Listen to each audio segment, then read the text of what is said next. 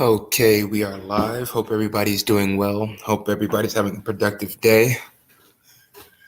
So we have some stock market news to talk about. We have some stock market news that we need to address.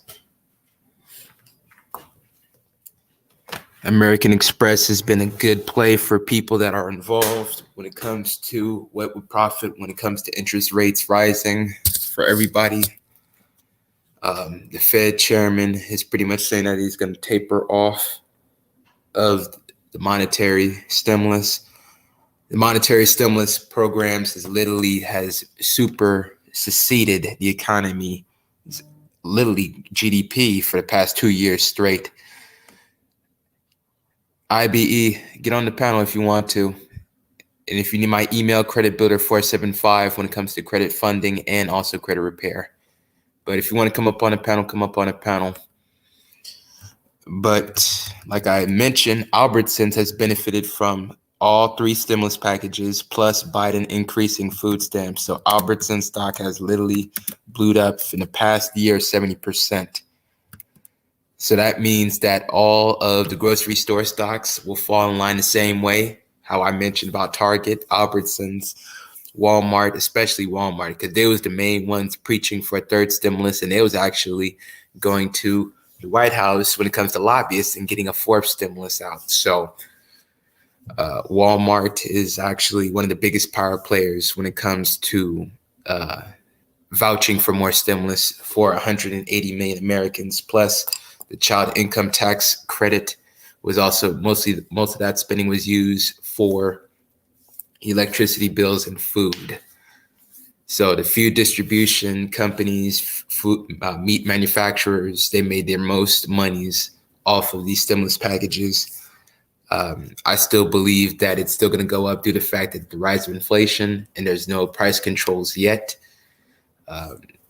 Really, that's the solution to all this inflation problem, to be honest, is a price freeze and having it where all of food and commodities have it where it'll be a 3-year price freeze, and also cutting taxes across the board so the American consumer, the American people can be able to have enough set-asides to be able to spend and use for reinvestments. Because if it's a 3-year price freeze, 3 to 2 year price freeze, if they wanted to do something about the inflation problem, that's more than 7%. I believe it's around 15% due to the fact that everything is doubling from hot dog wieners being $2.75 to now $4.50, to scenarios of California gas being from $3 and change to being close to $4.70.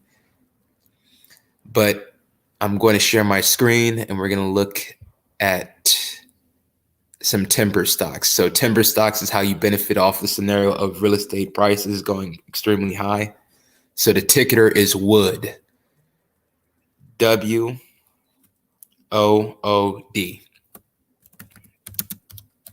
So we're going to go off of that stock ticker. Then I'm going to give some crypto plays for you guys. So that means we're going to look at coin market cap after we're done looking at wood. But I want you guys to profit and benefit off of the scenarios of lumber prices keep going up, then 3D printing stocks as well. So 3D printing stocks, we talked about Kathy Wood and her ARK Invest. She had some 3D printing stocks.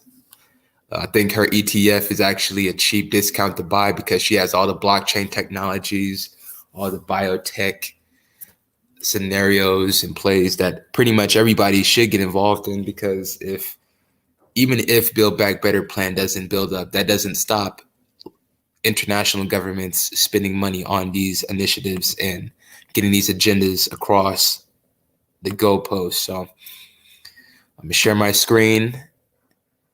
We're going to look at wood. So this is the limb.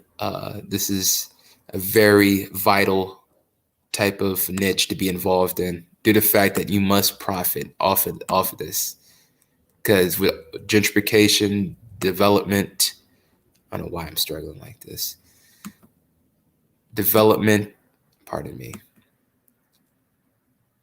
Okay. Development all across the world and this country, you guys can be able to use the timber stocks, because timber companies, they get all their contracts globally. Also be on the lookout when it comes to China, the China bull. So that's yin. Then the yang is the bear.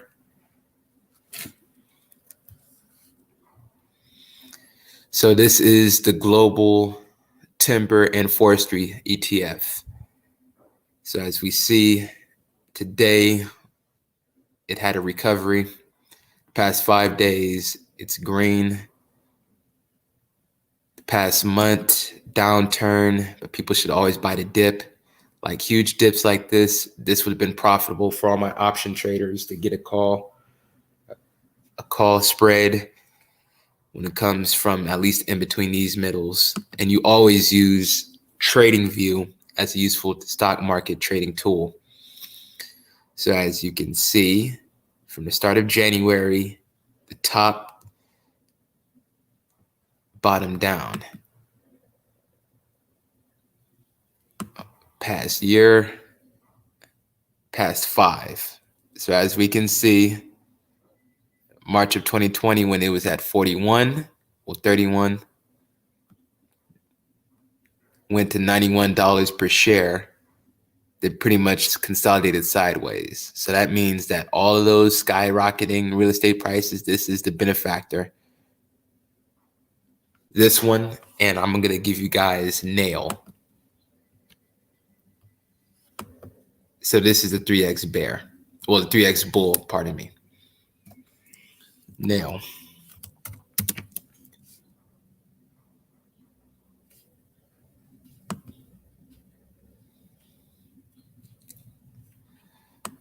So this is the home builders stock, and with home building somewhat cooling off, this is also a good entry price for people to be able to get involved in. Mind you, always do your own due diligence. Always use your technical analysis. Use your indicators, mind you.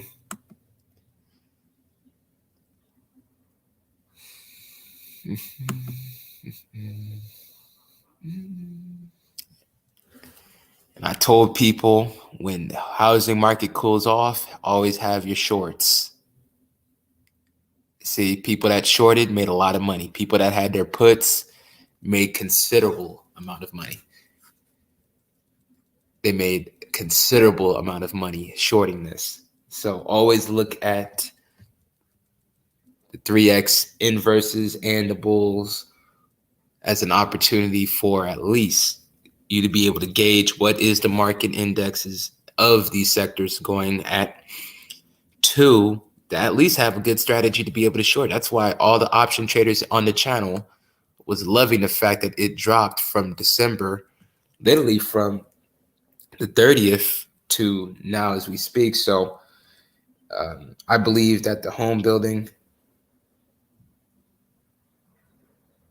Carol, shut the fuck up.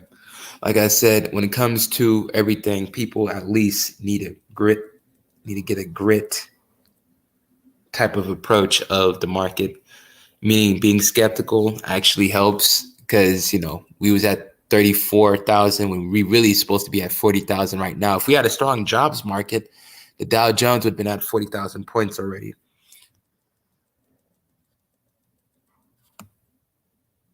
So with the home builders going downward like this, it also gives the opportunity for people to buy 3D printing stocks.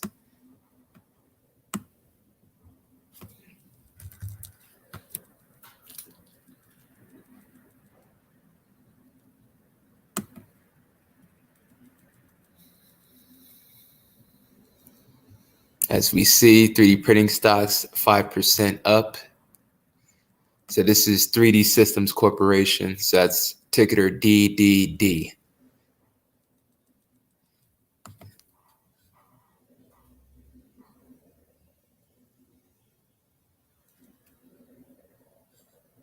So the trend, somewhat of a solid trend this week. From the past month, dip.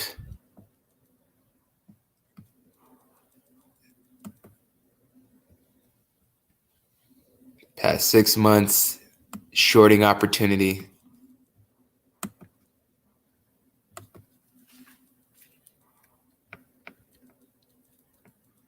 past year,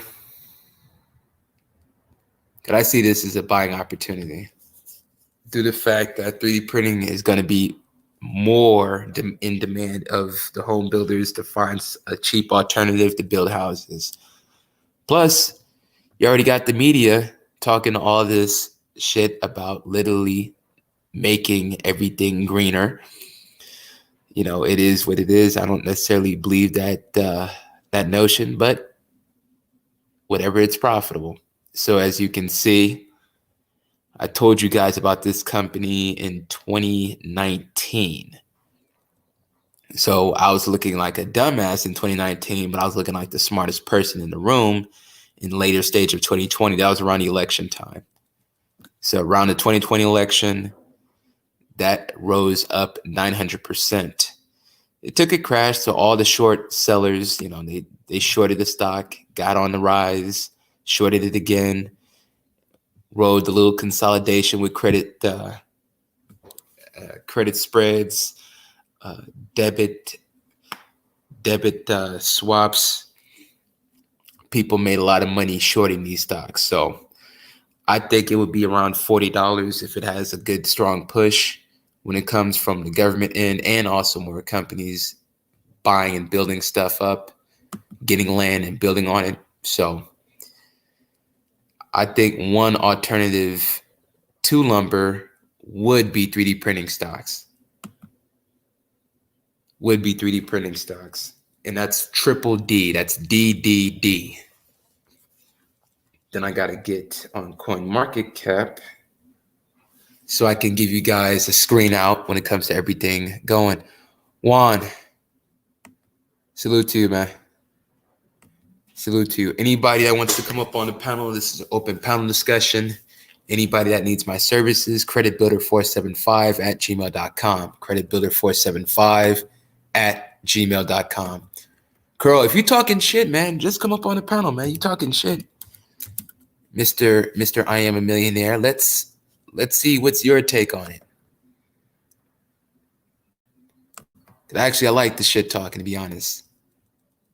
Because people that's talking shit, they better be the smartest motherfuckers. When this shit collapse, all the shit talkers better get the most money possible.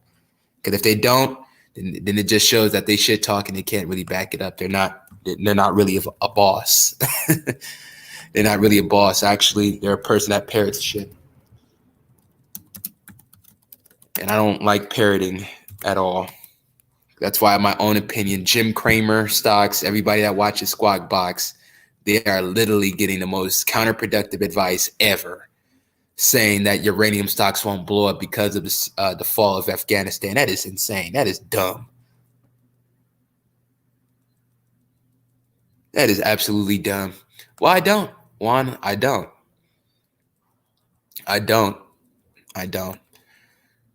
But this is an open panel.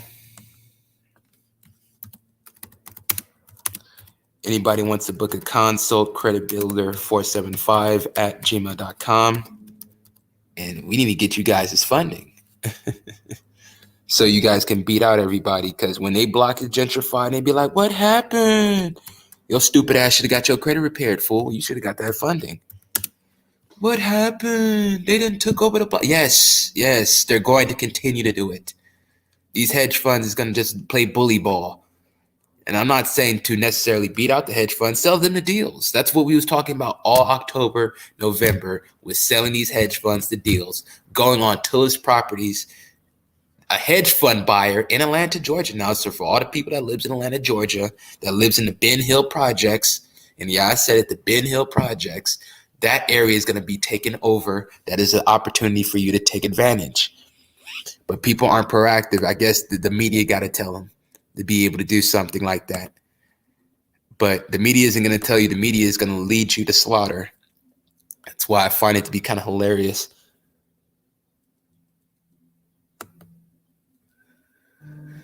So the stock market plays was all lithium that I told you guys. The crypto plays that I'm telling you guys now is going to be more of the digital finance, the swaps, the Bitcoin technology. So as we see all the prices here, Bitcoin at 40. Told you guys to get in the dip when it was 34 last week. BNB blew up to 300. Solano. Told you guys to get Cardano before it hits $5 again. Well, it hits $5 because really, I think it's going to hit 8. That's my honest opinion. But again, people should look at Terra because that can be a $200 coin. Polkadot, I told you guys about this when it was 4. But be careful when it comes to Polkadot. All the Doge lovers, Doge is up. Avalanche is up. Binance USD. Polygon. Then we have Shiba Inu at the quadruple zeros.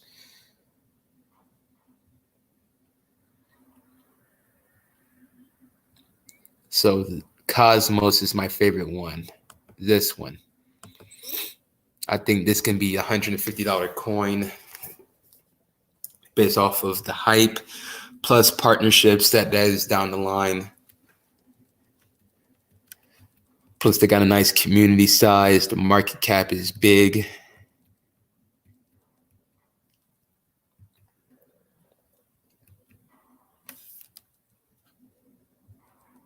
Let's look at the historical data.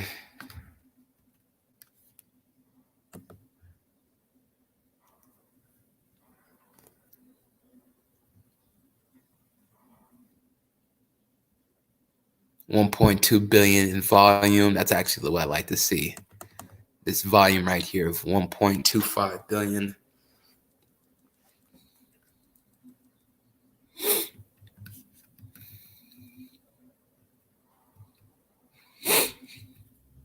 Okay, so this is all historical prices, 35 to 36 range.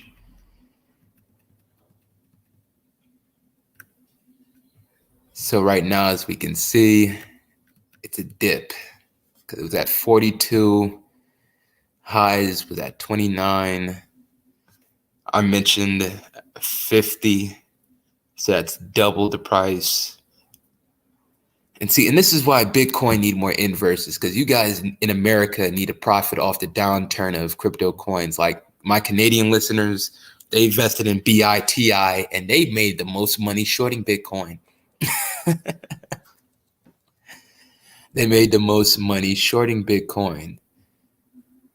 So let's look at the gainers. Let's look at the crypto gainers. For all the people that's coming in, please like the video. Feel free to come up on the panel if you have anything to say. Speak up. Speak up. So MetaPay up 590%. Bird token 500%. Black Phoenix up 193%. Poseidon Network. That's funny. Mini Tesla up 120%. The digital finance tokens I'm very bullish on. So anything that's DeFi, like as you see right here, love me some DeFi coins. But this is not financial advice. You know, whatever you do with your money, always do your research. Always do enough adequate research. But all the digital finance tokens is going to be a boom, especially when people want to cash out their crypto gains and they use the loans to be able to leverage that into real estate or buy whatever they need. But mainly they're going to take the crypto gains and pour it into real estate, a hard, solid asset class. So yeah, this done took a huge moonshot. This actually did a power shot. Went from 1 cent to as high as 3. So as you can see, trending, you see all these Twitter comments. You see what people bought.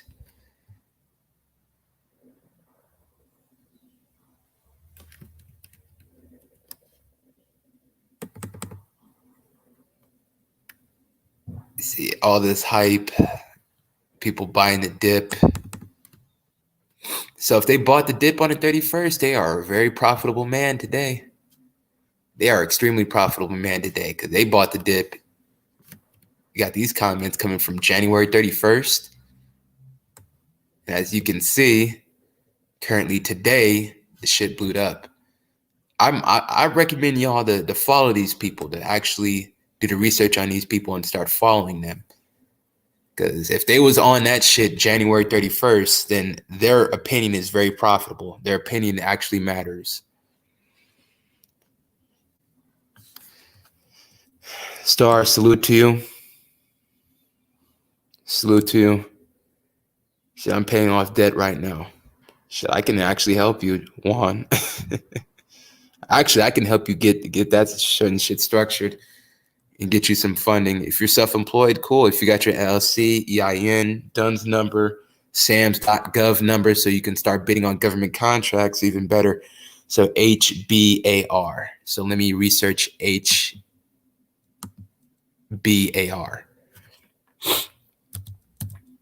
HBAR. Let me check the crypto price.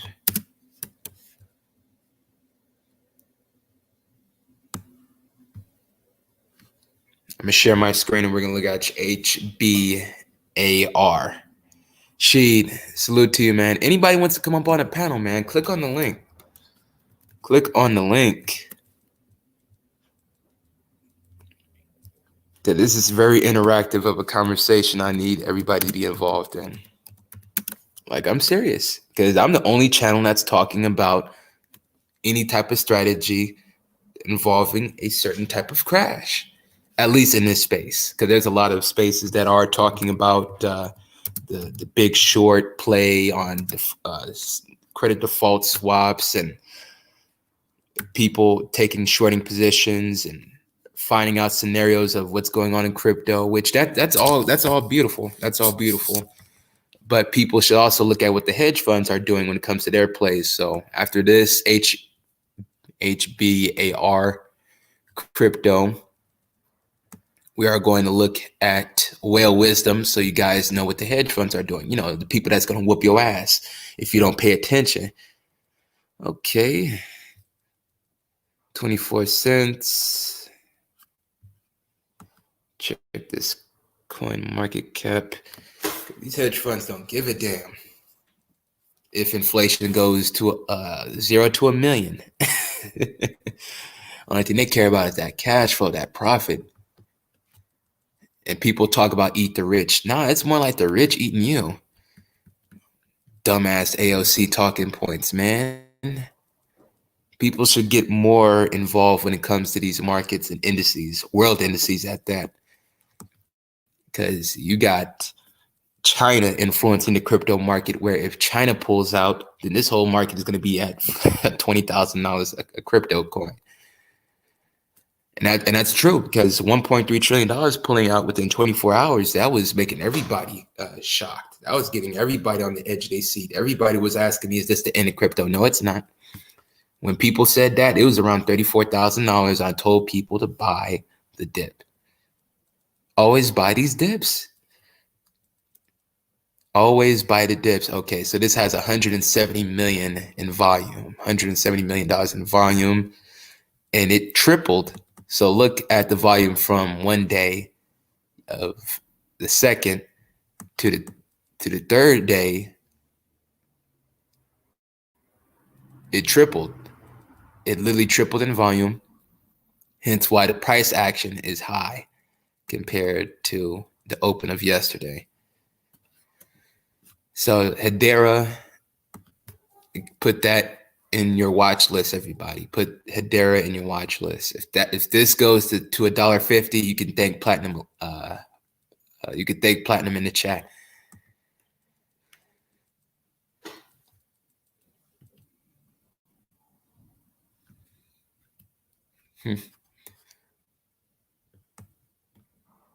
Oh, okay. So looking at the chart, had a huge run up, a big ass run up, a huge dip, I swear, crypto needs some derivatives so people can short when shit goes like this, when it goes top of the top and just goes shorting downward like this. At least more accessible type of shorting opportunities, sort of like how people on Robinhood has, and Fidelity and TD Ameritrade. So let me look at the 6-month data.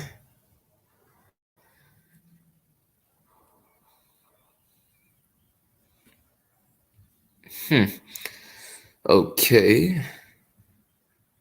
So that 47 cents took a monstrous dip, ran up, consolidated sideways, run up, then took a lower dip, consolidated, then took even a lower dip. So if I have to use Fibonacci in any of those fancy technical trading, I think Hedera has bottomed out and it's gonna go for a run up. That's just me. That's my opinion, mind you. Because you always gotta look at these every single day. Every single day. Okay. So 2020 was actually, at the end of 2020 when everybody was jonesing about the elections, this was actually the perfect time for crypto, at least a good entry price. Then when Afghanistan fell around July, August, around that time period, this was also another opportunity for you guys to be able to get involved as well. It was at 17 cents, ran up to 43. So that means every $170 that you invested was $420 back. So if somebody had 1,700, they cashed out 4,300. But people need to also look at the catalysts. Always look at the news pertaining to the cryptos and the stocks, because a lot of catalysts is very in your face, and a lot of the times you can time the market doing that. Ubisoft reveals Dara HBAR Foundation. Okay, so new gaming. So all the gamers, so the gaming stocks and the gaming cryptos, they're actually taking advantage of this. Okay. So Ubisoft joins Hedera's governing council. This is good news. Gaming giant Ubisoft. So this gaming giant has literally partnered with this. So if it goes running up again, it's going to be because of Ubisoft. So does Ubisoft trade on the public stock market? Hold on. I need to research that. That's funny. One is on welfare.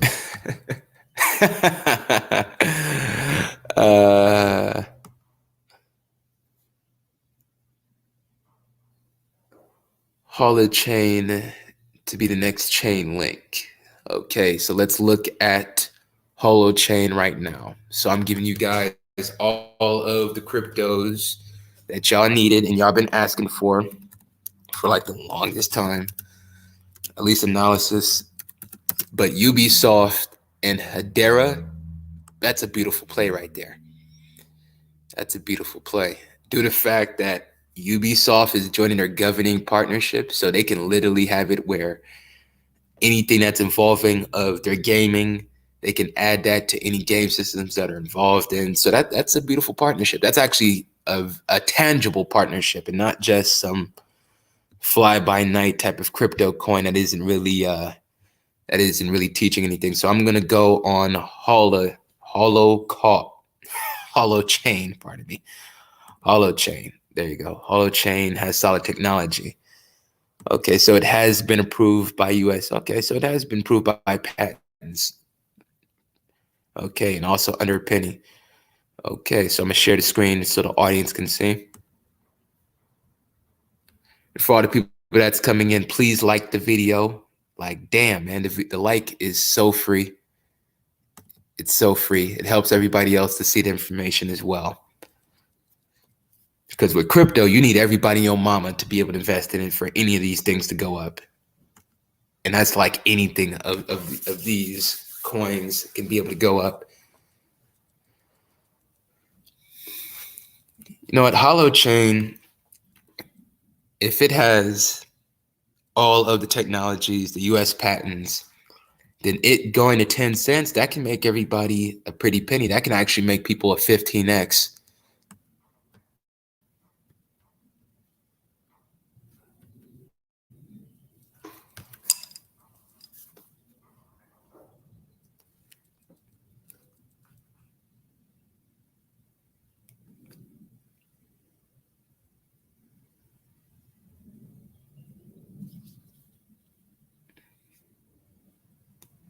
Okay, hollow. If this thing would just only load, if this thing would just only motherfucking load, and we be good. We be good. Okay, so let me scroll over to see if historical data is popping up.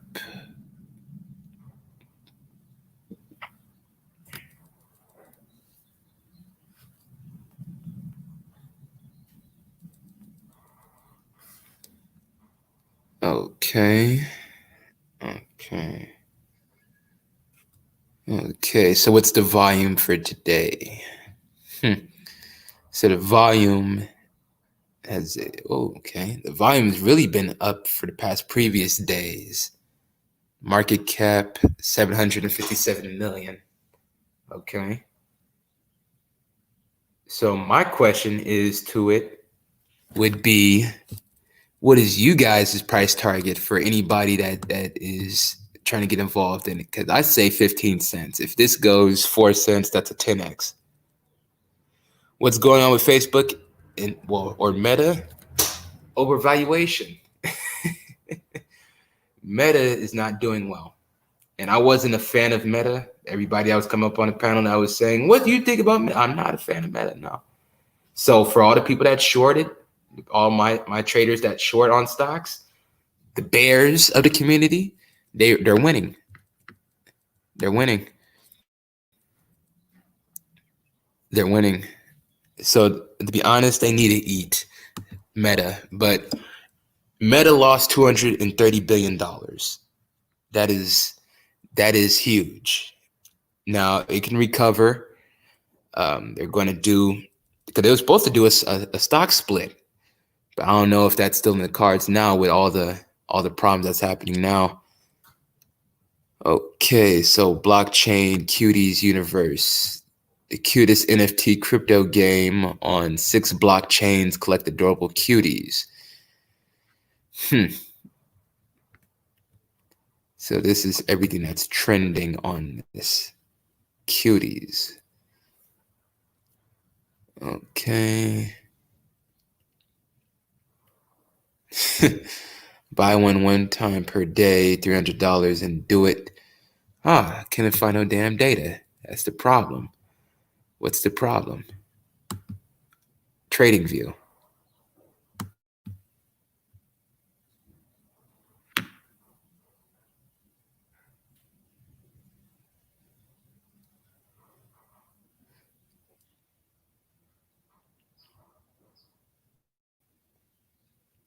For all the people that's coming in, please like the video, man.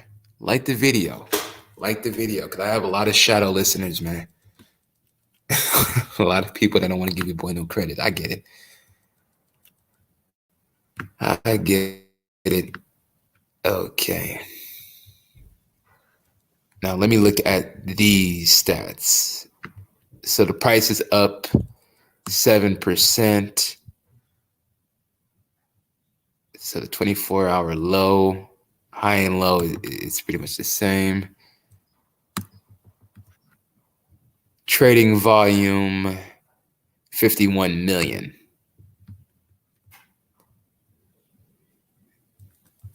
Okay.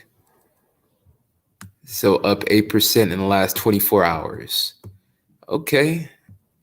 So Hollow actually has something that you guys can build upon. Because if they have 173 million circulating out of 177, then they have approved US patents, it's only under a penny, then I think it can be a good option. I think it could be a good reasonable option for people. So here's what we're gonna do. We're gonna look at Facebook Meta.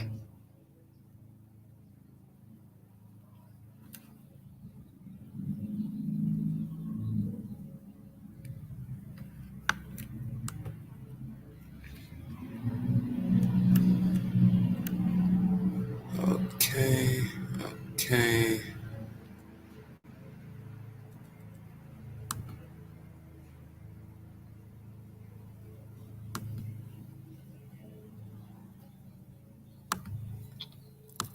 Okay. So this is a 3D printing stock that I mentioned to you guys earlier. Like I said, ticketer triple D. Ticketer triple D. Okay.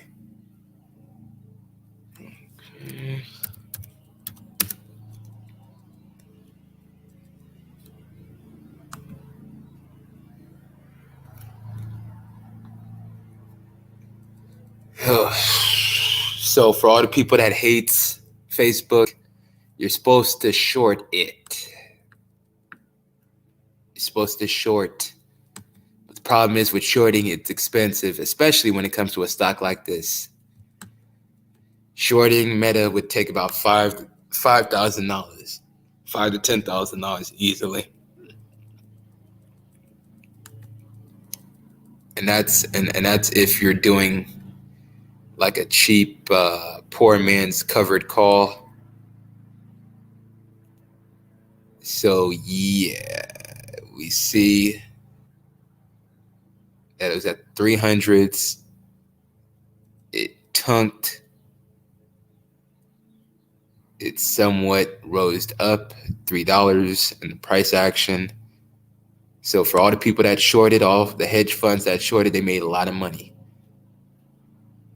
They made a lot of money shorting that stock downward.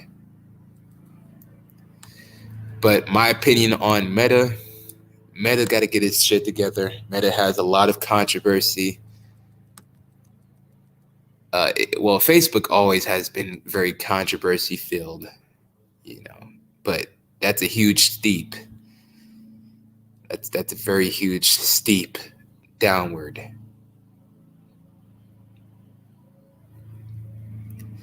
Because it's steep just as bad as it did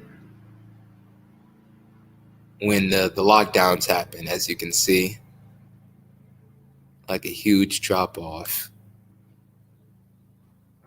Because from the lockdown period, it only tunked about 30%, but this shit tunked.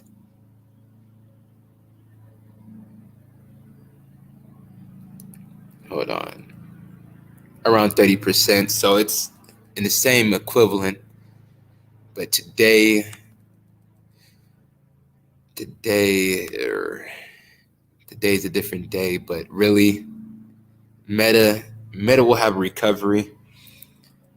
Granted, if they change up certain policies and they have a good PR team, good marketing, it can be back at 350. So it could be back at 350 and broken 400 again. But let's look at ExxonMobil, because we told you guys about this all last year. My moderator, Morena, in the chat. Morena, if you're here, thank you, because you've been preaching these lovely listeners on what's going on. Another green day for Exxon. Another green day. I love green days when it comes to Exxon. This is a dividend stock. Told you guys about this in the 2020 lockdowns. And like I said, the past 6 months up 43%.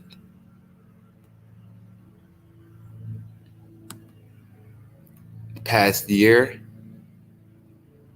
up 70. And that's because of oil prices going up, and oil prices continue to go up.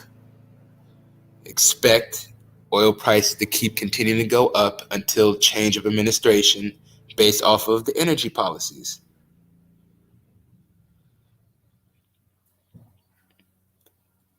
Expect that to keep going up. I think it's going to go up to $150 a share. So I think it's going to double from where it's at already right now. So in the past 5 years, it has its troubles. But since the scenario of lockdowns and reopening of the economy, 150%. Past 6 months, if you guys has been listening to the channel and looking at the replays of the older videos, you guys still had the ability to make some money. Still had the ability to set aside $100 every month on Exxon. Plus Exxon, a dividend. You get a dividend right here.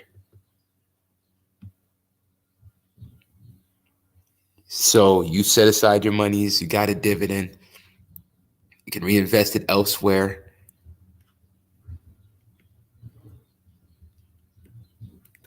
So let me guys get you TSM. So this is for all my techie people, the semiconductors. Then we're going to go get you guys another cybersecurity type of stock. TSM. So this is Taiwan Semiconductors. So we have a Taiwan problem when it comes to geopolitics. China wants to step in and become the world's big homie, at least becomes Taiwan's big homie. Taiwan say, no, we have a treaty with America, and America say we have a treaty with Taiwan. Hence, the scenarios of the supply chain problem worsens and the plot thickens.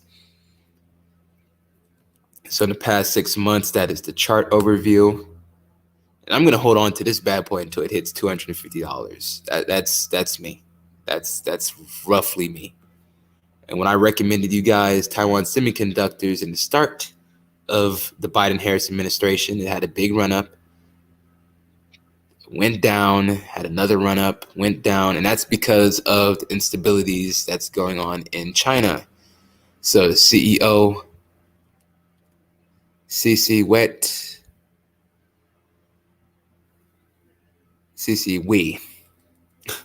I said wet. CC Wei and Morris Chang, as you can see, in Taiwan, 52,000 employees, and has a revenue of $362 billion in their Taiwan dollar. So for all my fundamentalists, they say, what's the quarterly financials real deal? Well, everything is looking healthy. 16% increase from net income to $166 billion. The EPS, the earnings per share, is up 6%. Only problem is it's the net profit. 37% net profit. It's down 4%. But everything else from the revenues up, net income up, earnings per share up. Says here, chip giants are wrapping up spending by the billions as semiconductor demand increases. So that shows you right there, semiconductors, their demand is up. Chip giants are ramping up spending by the billions as semiconductor demand booms.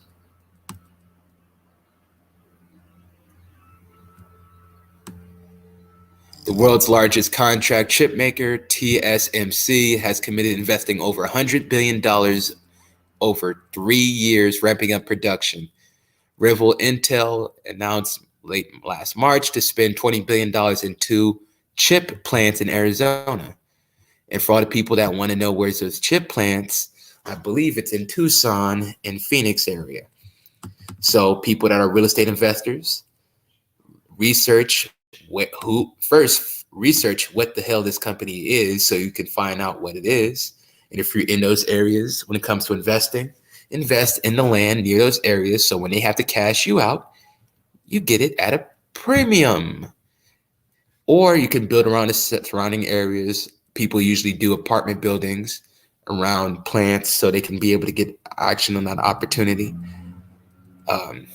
people buying the land. So when they have to buy some land to be able to put certain things there, or them putting offices, corporate offices, plants, it's creating job growth in Arizona. But let's get to this. So in the short term, semiconductor analyst Peter Hanbury expects the recovery from the chip shortage to be choppy. Other companies in the semiconductor supply chain will benefit from the investments made by the chip makers. So this is INTC, and I believe that's Intel. Okay. Hold on, y'all. All these pop-ups. Semiconductor companies around the world are preparing to make major investments in their research and development facilities in an effort to meet growing demand, and the global chip shortage rages on. The largest contract chip maker, TSMC, has committed investing $100 billion over 3 years to ramp up its production of its cutting-edge silicon wafers are used to make a variety of chips. In January, it says that capital expenditures will grow by 47% in 2022, adding that the plans will spend between $40 billion and $44 billion this year. So let me repeat that again. It plans to spend around $40 billion to $44 billion this year, up from $30 billion last year. So this company is blowing money fast when it comes to getting these productions ramped up. These productions is going to be done by literally this company's like single-handedly by themselves. The Taiwan chip giant, which has headquarters in Taiwan, has a market cap of almost $600 billion and building a $12 billion factory in Phoenix, Arizona, and another in Japan to increase capacity, and has several other fabrication plants, also known as fabs, in development.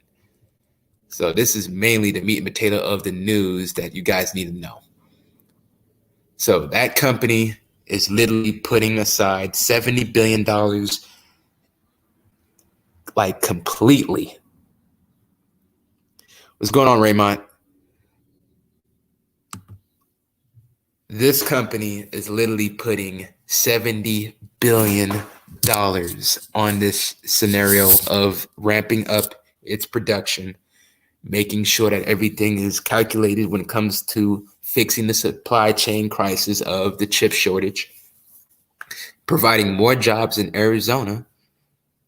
Hence, we'll be able to build up the economy there. Plus, real estate prices will go soaring up.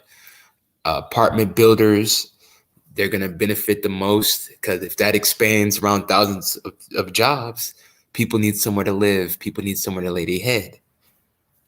Phoenix, Arizona, the metro Phoenix, Arizona market is actually still booming. Actually, that's where most of the hedge funds are being. So that's Tucson, that's Apache Junction, Arizona,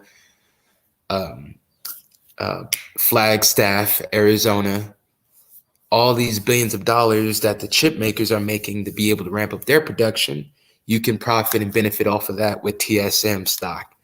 Plus, for all my active real estate investors that like to piggyback off of certain areas, people can be able to at least get a chance and opportunity to be able to take advantage of their investments, because that's $44 billion this year.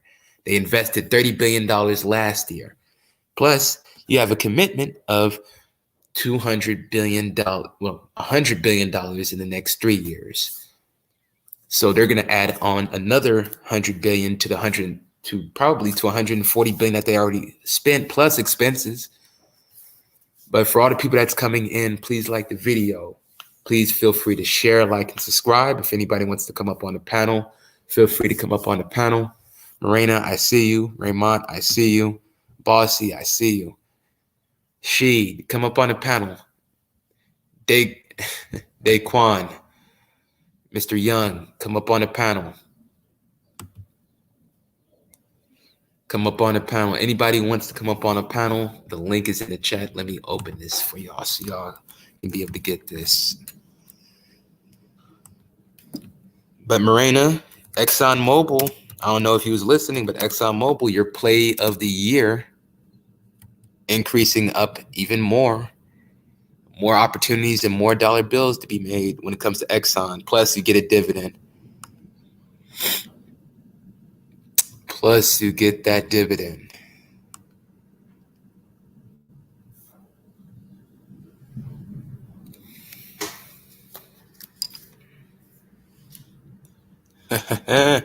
Yeah. ExxonMobil has been keep going up and up, up and up.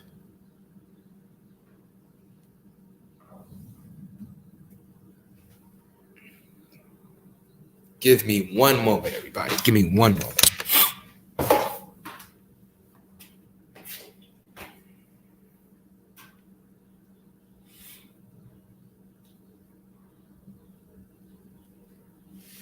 I'm also going to give you guys a link in the chat of how you can avoid paying capital gains taxes on real estate. So I'm going to give you guys that link.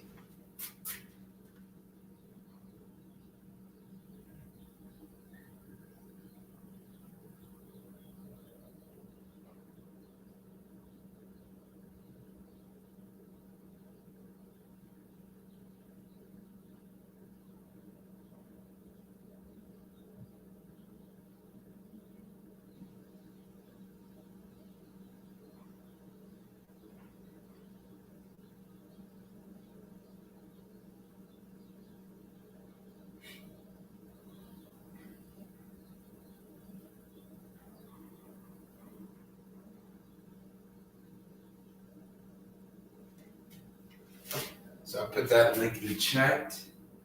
So that is actionable strategy, and it's a link. So I cited my source. So that's Yahoo Finance when it comes to how to legally avoid paying capital gains.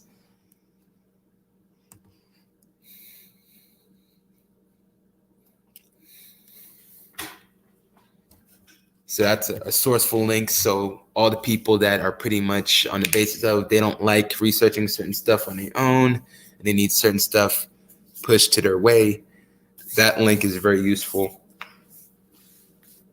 That link is extremely useful. What is your opinion on metaverse and meta? I don't know the whole metaverse, and I'm here, and I don't know if it's here to stay or not. Well, like I pretty much mentioned a couple minutes ago, that I was never a fan of meta. I always thought of it as a fad business. I always thought it was a PR move for Zuckerberg to kind of shield off of the bad stench and stain and taste that Facebook leaves in people's mouths when it comes to data collection and scenarios of scandal after scandal after scandal, to the Cambridge Analytica scenario that they was having. So with Meta, all the big investors are going to keep shorting it. So that means if it goes to 350, went from 350 to 230 as we just showed up on the big screen, then yeah, I think it's a best for people to focus on other stocks. If you got $230, there's other stocks that in cryptos that you can be investing in other than just putting all it one in Meta. So you can diversify it outward and have more wiggle room when it comes to risk management. Because if like that stock tunked $230 billion, lost within a couple of hours. Yeah, that's true. So when it comes to that, I'm not a fan of Meta. I'm not even gonna act like that I like like Facebook at all. People should just look at the opportunity of, if you have enough money, you can short it. If you don't, I would say look at the other companies that are similar and try to look at who's going to be the competition for Facebook or any social media platforms that are taking crypto payments or crypto-based type of social media platforms, gaming. Because I told you guys about lithium stocks and graphite and uranium. So that shows you how much I feel about Meta. I tell you other plays because there's other money out there. There's really like money to get elsewhere than just focusing on Meta. So yeah. Yeah, man. Because when it comes to Meta, dude, like only how I would say Meta would be a good investment if it went from 230 to 200, then it rose back up to 450. And we don't know when that time period is going to happen. Plus, Mark Zuckerberg got a lot of stuff that he gotta dust off his shoulder before anything.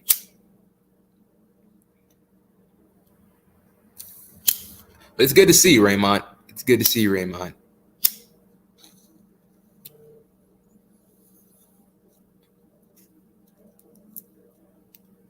Definitely good in seeing you, man. That just shows that everybody that's involved in the channel has been rocking with me for a minute. People have been rocking with me for a minute. But Meta, if Meta takes another crash and dump, and this will probably single-handedly bankrupt Mark Zuckerberg. It's gonna bankrupt Mark Zuckerberg, man. This is not a good look at all. And Facebook, when Facebook tanks, the market does very bad because that's like one of the head leaders. Those are one of the blue chip stocks. That Tesla, Apple, Microsoft, used to be Dell.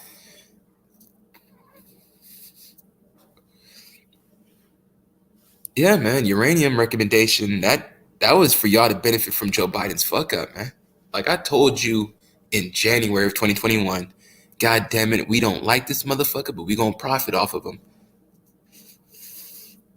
Because I am not in the business of crying, complaining, and yelling for 4 years without having some type of play set up where I can profit off of the motherfucker. Because his shit is so bad, it's see-throughable.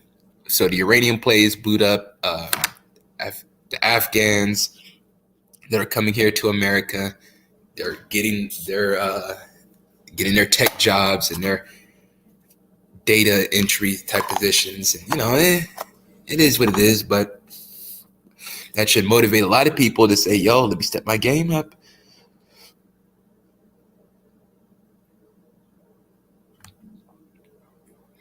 That's when you're supposed to step your game up. But to my next segment, I want to transition to real estate, but I'm probably going to have a question that's going to pop up in the chat and say, what are the top cryptos that you recommend? And I have to re-explain myself for the millionth time. But Cardano is a better investment than Meta right now. To be honest, if you had $230 where I showed you the Meta stock price just now, Cardano is a better play than Meta. Cheaper entry price, way cheaper entry price, bar none. And plus, Cardano is projected to be $5 a coin, $6 a coin. Meta has to get back to its original highs. Meta is going to keep coming across a lot of scandals. That's why I'm not gonna lie to you. I think this shit is going to be like about $90, $120. So for all the big hedge fund investors, you can find those at Whale Wisdom, tipranks.com, and also Market Chameleon. Those websites right there. So that's Tip Ranks, Whale Wisdom, Market Chameleon. Those three tools right there. You can find out what the hedge funds are doing. So if they're using $100 million to buy up some shit and they use those stock market gains to go to Atlanta, Georgia, you got to know which zip codes that they're in. Are they in the 365 zip code? Are they on 335 zip code? All that's in Atlanta, Georgia, mind you. Because, boy, it's going to hit everybody hard. We're going to be like, damn, man, what happened, man? This house used to be $250,000. Now it's at $450,000. Now you didn't realize that, oh, shit, who's influencing the market like this? Then when you do the stuff that I do by going to prop stream and looking at the company that owns it, oh shit, it's a hedge fund buyer. Yeah. So the chance of you getting involved when it comes to that, it's not too late, because hedge funds, they need cheap deals just like the average investor Joe. But they're going to hold on to these for 30 years. That's the only difference. They're going to hold on to these for 30 years and hope that appreciation just keep going rampant, where 275 homes wind up being 410, 450 for a 4-bedroom, 2-bath, you know. So people should always be on the lookout on what the stock hedge fund people are doing, because they're going to take those stock gains and they're going to put it into either crypto to get the cheap crypto discounts, or they're going to get some real estate assets and to be able to preserve and stabilize their proceeds, because you can stabilize your value with real estate better you can with the stock market. Shade.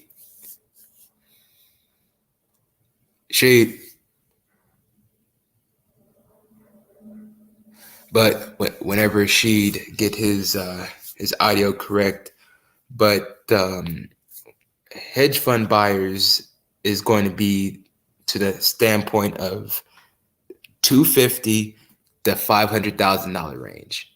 From scenarios of, even Raymond has a list. Raymond in the chat, he even has a list of all of the buy box the hedge funds are buying. That means what year it got to be built, what price point it has to be, what rehab condition it needs to be in order for them to get involved with it, to the specific zip code. So that means that if you can find something that's not in a double yellow line road, you can give them a fix and flip opportunity, and they'll take it and they'll buy it at your price, and they'll buy it at a premium. So they'll buy above, a lot of times asking price, a lot of times market price, because they're banking on inflation to keep surging real estate, which inflation does keep searching real estate. So you could tell by how properties that were in Santa Barbara that Arnold Schwarzenegger bought and Warren Buffett bought in the 80s and the 70s and the 80s, how they were $80,000. Now they're $3-4 million a piece. So that just shows that inflation helps the person that has the assets, and that is the merchant class. That's why I told you guys about Albertsons, and now Albertsons is blued up from matter of fact, I can better show you than tell you. Mr. Young. Hey, how you doing? Everything is good. Everything Yeah, is I'm not good. gonna Give me lie. one moment. Oh, yeah, no problem. Yes, sir. Go ahead. Yeah, my name is DeWarren. Yeah, I've been watching your channel for a good minute. Now, I'm not gonna front. I was kind of nervous, coming up because this is like my first time doing something like this. Just want to let you know. Mm. No problem, man. No problem. When it comes to me, I don't. I'm not gonna bite. I more or less need new people to come up, so I have new, fresh questions and topics that people need me to do. Because I can talk about all my plays, but there's gonna be Mm-hmm. people that be like, "Yo, real deal. I like the stocks, but I need the crypto." Then Now, that's where now, mm-hmm. you know, then that's where I gotta tailor it to be able to make sure that everybody's happy. Now, I'll be honest with you. Like, I'm with everything. Like stocks, crypto, and stuff. What's funny? I used to do forex. And I, Mm-hmm. I always feel like Forex is more like, if you want to do crypto and Forex, it's very beneficial because no matter if the price goes up and down, you still makes money either way. You just need to know your timing, when it's about The in to. between. Mm-hmm. Mm-hmm. But the only hard thing about it was, you got to find people that join your team, because if you don't, they won't keep charging you. Like, I'm sure Yeah, you're aware man. about Forex. Yeah. Yeah, man. You got to keep a good cycle of people. So, Mm-hmm.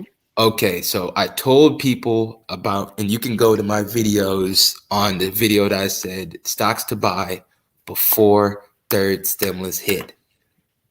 Mm-hmm. So it was last year, around the same time last year.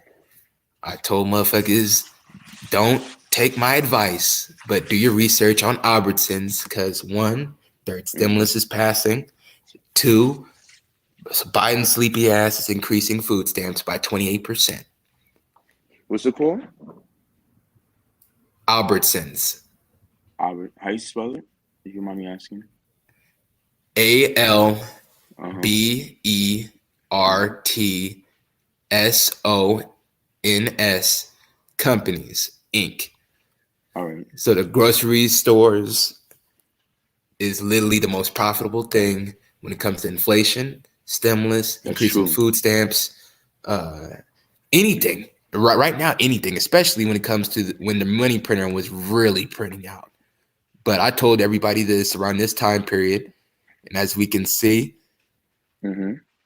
up 30% from February 16th to June 9th. And if people kept on holding and kept buying more of it, up 80%. You know what's funny? Like like you see how me both as black men. I kind of feel like most black men are really interested in financial stuff, but if it's about women and stuff, they will be man. The chat will be polluted. You know what I'm saying? And it's like, damn, like come on, brothers, like we need to get this money. You know what I'm saying? A lot Like, of shit. Yeah, these Asians are coming in the country, taking up all the properties and stuff, and it's like it's still a lot of properties out here for us to get, but it's like we mhm, too focused on females. the wrong So, shit. It's always the wrong mm-hmm. shit. Like I said, I always guarantee motherfuckers to bank on the wrong shit. But Mm. all the time that I told everybody get in Albertsons, you see it from February, March, April, May, steadily rising, June, July. Mm-hmm. Yeah, Even they when do. it dipped, it was still opportunity. Even when it dipped, because that was like a good 2 months that they could have got that wave. This Like it is was for at the crypto. 16. This is for the Nah, this crypto or the is drug stock. this is this is the stock. Oh, So okay, okay. when Mm-hmm. everybody was focused on Dogecoin, I said, man, y'all need to get to the stock side. Y'all need to switch over Mm-hmm. to the stock side, because when crypto is down, and it's real, actually it's down right now. You're supposed to look at all angles. Buy the No, it's dip of the cryptos. Don't get mm-hmm. me wrong. You buy the dips of Cardano, the Shibu Anu, the Cosmos, Compound, all the other cryptos that people pretty much all know, Atom. But you also look at the stock market, because this is where the printer machine is going at directly. That's Look at true. the chart now, man. From February 10th, before third stimulus, to November 4th, up 110%. See, like for me, I would have been so highly invested in that. It was just that I was going through some financial crisis back in 2021. I went through my that whole 2021 was really awful for me. But like I helped my Mm-hmm. homeboy. Like I helped him make some money off of Ethereum when Ethereum was like $1,800. I'm telling him, bro, please. Like, I used to do before. I said, bro, please get to Ethereum before it gets too high.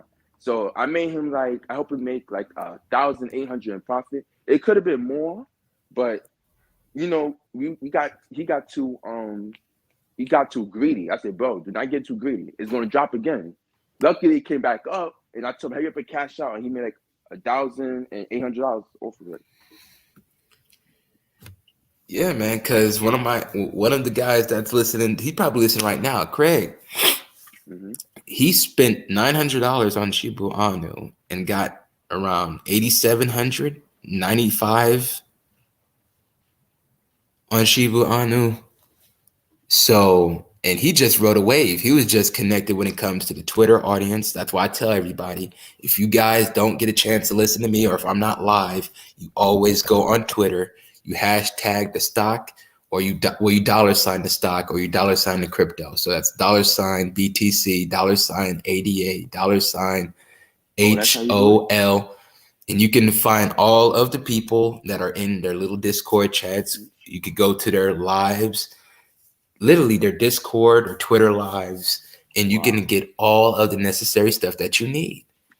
Because these people are Mm-hmm. researching it 24/7, nonstop, concurrently. People take a lot of people's financial, uh, if the time that they take out to learn financial shit is literally like a 30-minute YouTube video. Then they go back on to their merry day, it's not enough. You're going to need to do at least 4 hours of research. You're going to at least need to take some time of the day, 4 hours a day Mm-hmm. of That's very research. crucial. I agree. Yup. 4 hour, like that's double what the average student does in America when it comes to researching homework. You can use Speechify to get a a business book and read it to you at a 2x speed, so it can get knocked out quicker, and you can have a comprehension level that's better because you can read stuff quick. You can read stuff at a faster pace. This is called Speechify. Speechify, and you can do Okay. any book. So I listened. I looked at the Art of the Deal from Trump 2 times just to research aspects of deal structuring, negotiating contracts, loan structuring, and the proper bankruptcy chapters to use on the business side, I know. and Wait, hold on, also hold on. making You yeah. scared, right? This is too much fire, man. You give me too much knowledge right now. I'm trying to keep up. I'm new to this in a way, like it's. Nah, I'm yeah. I appreciate you for telling me this, But actmen like you need to be appreciated more. And they well, be that's why. overlooked. Well, Hmm. that's why I charge for my services. That's why I charge for my services, and the people that do come in, they appreciate it. But like I was saying, the fifth Yeah. element is value add. So if you got a piece of shit property, matter of fact, let's click over to the real estate side now. Let's Hmm. do that to the real estate side. If I have a piece of shit property, that's a 2 bedroom, 1 bath. It's a small house, but it has a big lot, meaning that it's a small house, but the land is around 8,000 square feet. We got to make that into a 7 bedroom, 8 bedroom, 4 or 5 bath, and we're going to rent out every single room per Hmm. door so we can maximize cash flow. I have a question. Where can I find these type of properties? I'm on the website right here. This Oh, is you are. TrueVit. This is Trovit. So this is the free method. So these houses But are people that want to do seller financing. People like wait, to do I can't subject see it. to because subject to that's because it's loading. Oh, all That right, all right. subject to Hmm. subject to write this down. Subject to seller financing is one of the easier ways to get involved in a property without putting a big down payment. A lot of the times they'll take 5 to 10%, Wait, hold and on. they will You allow you to have access to the property. Mhm. wait, hold on, hold on. Wait. You said subject to. Subject to Mm-hmm. seller financing. So, okay, thank you. So this is an example of a property in Birmingham. It's for 34,000. We never buy at its price because in real estate you profit on your entry. So if you had 40, $50,000 of cash, you're about to buy this at full price, you're fucking up. What you do is you try to negotiate downward. You cut the price in half by 15, then you work your way up to have a cutoff at 22.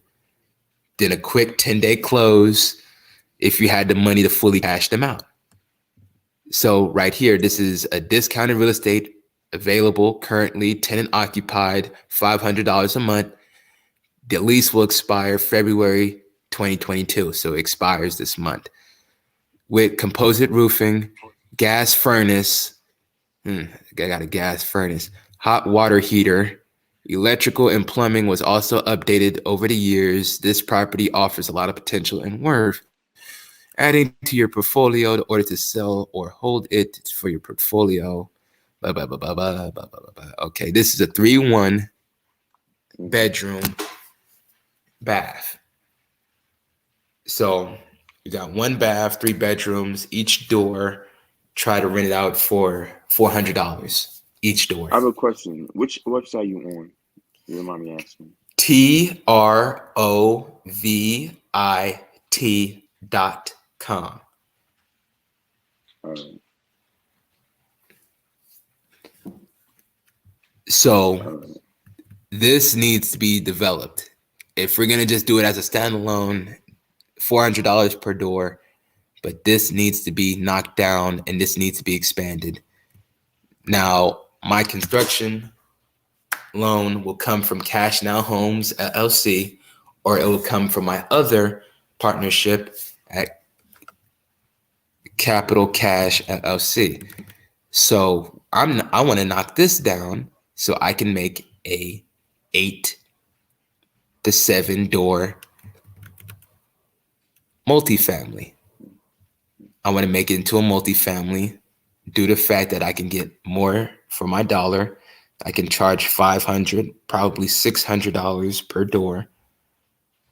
Times that by 8, that gives me around $5,400 a month, around that range. Times that by 12, that's $60,000. Now, I want to also do research on this neighborhood to see what's the highest sold property. 2, I want to see in this specific property if it has any liens.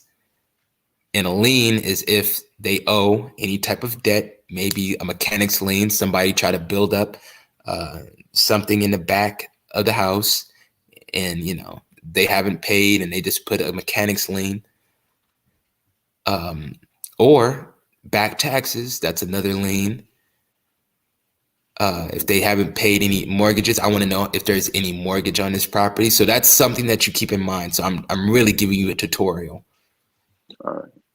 I'm literally giving you a tutorial right now. But this property right here, 15,000, no more than 22. In a construction loan, you can get that with ease. You tell them on when you expand it, if you can't do 7, then do 5. Because 7 to 8 doors was me trying to max out. Like, this is like me trying to profit maximization at its height with me trying to go 8 door. But if we can do 5, no problem. I'm still charging $500 per door. That gives me around $2,500 a month. Times that by 12, that's around $20,000, $30,000 in rental income every year. Yeah, No cap. absolutely. No cap. Like for me personally, I want to get a house that I could fully pay off. I ain't really trying to do any loans because just in case something goes downhill, you know what I'm saying? Like I don't gotta worry too much. But if I'm financing it and things go downhill and I can't keep up, then it's bad for Yeah. me. You know what I'm saying? Well, that's why they talk about when you get your first property, rent the sucker out, which will subsidize your downfall. Subsidize So, downfall. mhm. That's what. Yeah, I think that's what Robert Kiyosaki say. Your first dough, you don't own. You don't live in your first dough. You own. Rent that first dough out. Some people say your third dough is what you live in, because now you got 2 doors paying for you. That's talking about houses, but like he talking about when you already got 5 doors in the property, $30,000. You know what I'm saying? Yeah, pretty That could be much you do whatever. used.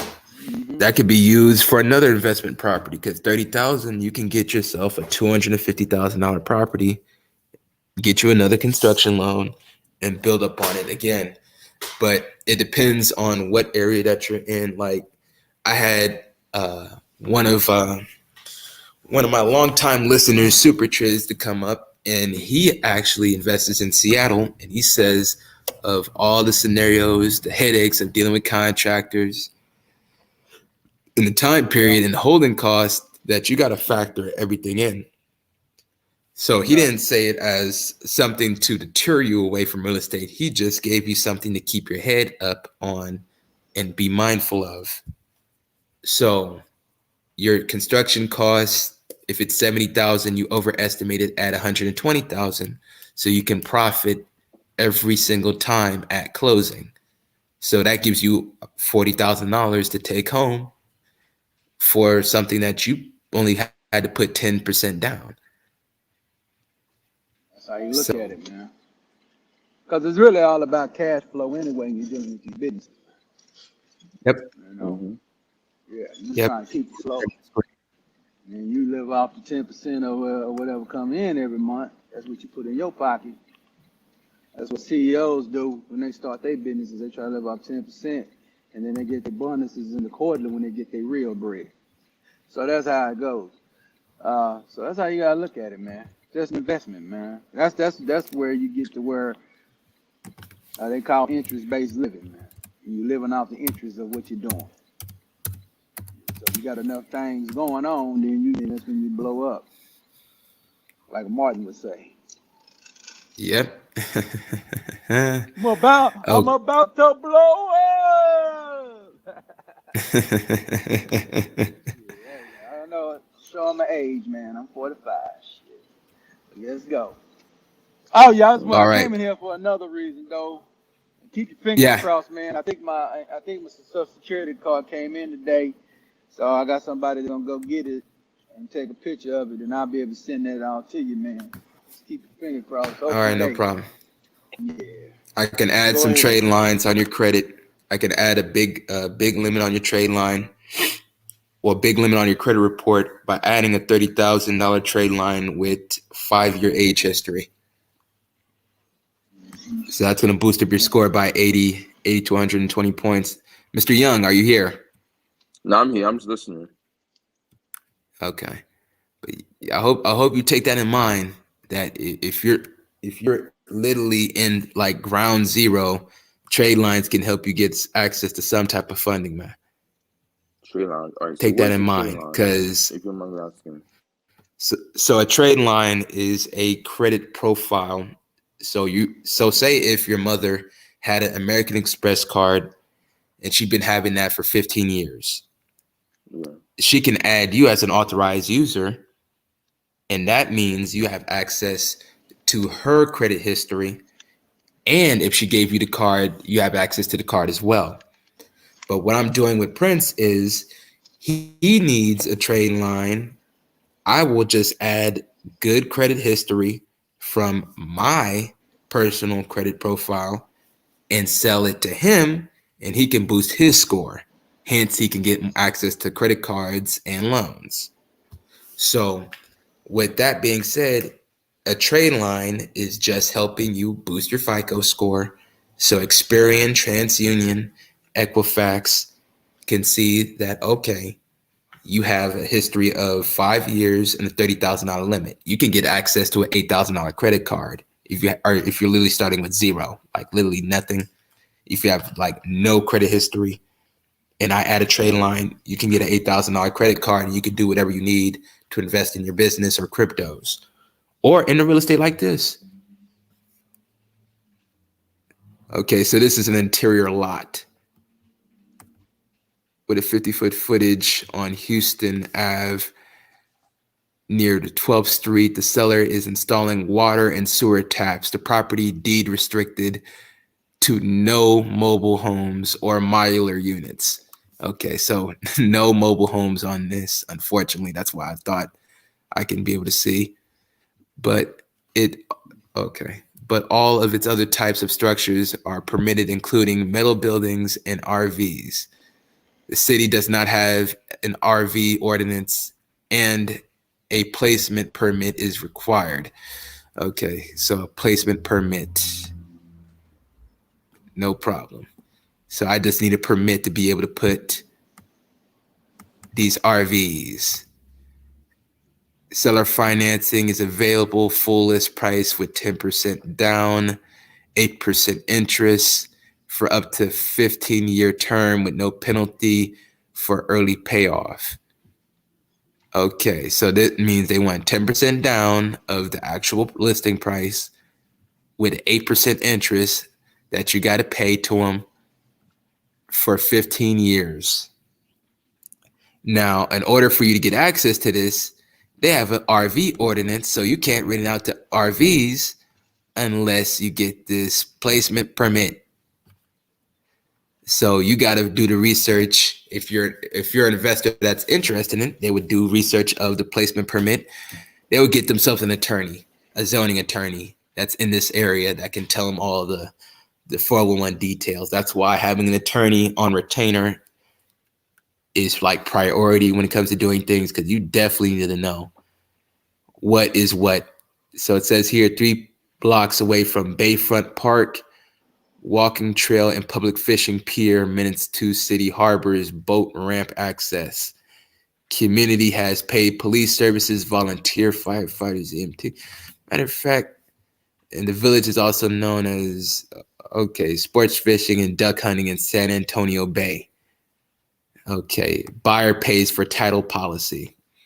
See, this has all the problems in the world, but I want to see what's in this neighborhood. So this is in Calhoun County, Texas.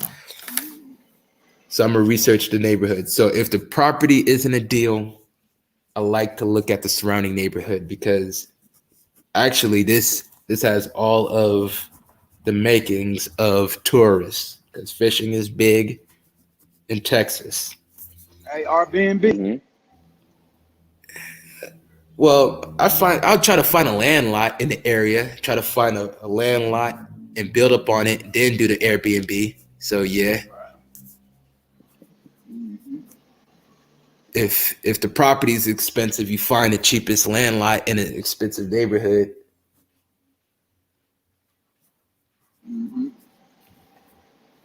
So that's for the average person that, that doesn't know shit about real estate. The only thing they need to know is, okay, if the homes is expensive, let me do the research on who are the landowners that are fucked up when it comes to their taxes, because that's where tax delinquencies and pre-foreclosures come in as very useful. Mm-hmm. So if this motherfucker isn't a deal, I look around this area by copying this address, putting it on PropStream, putting it on Property Shark, and I can look at all of the land and properties around this area that are either for sale, failed listing, a divorce. I can find all that type of data. So I would skip trace it by getting the phone number. Then I either have a VA or I make the call myself. We try to make a cash offer. So a long story short, if this isn't a deal for $45,000, you try to see what else is in this neighborhood. But it has a lot of problems, because in order for you to be able to make money, you need this placement permit in order to rent out RVs and shit.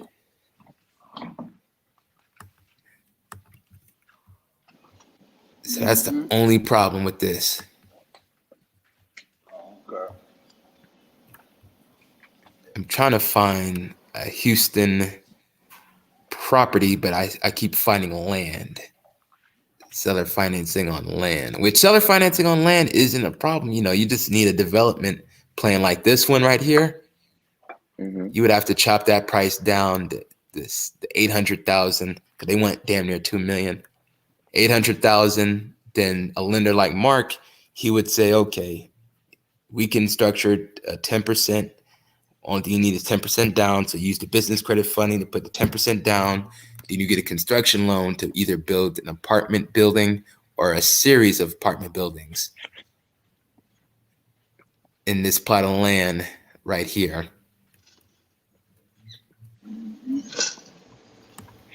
So that's only how you can be able to make a good return on investment in real estate, if you find the land. That's why my guy Sub-Zero3639, he has a YouTube channel.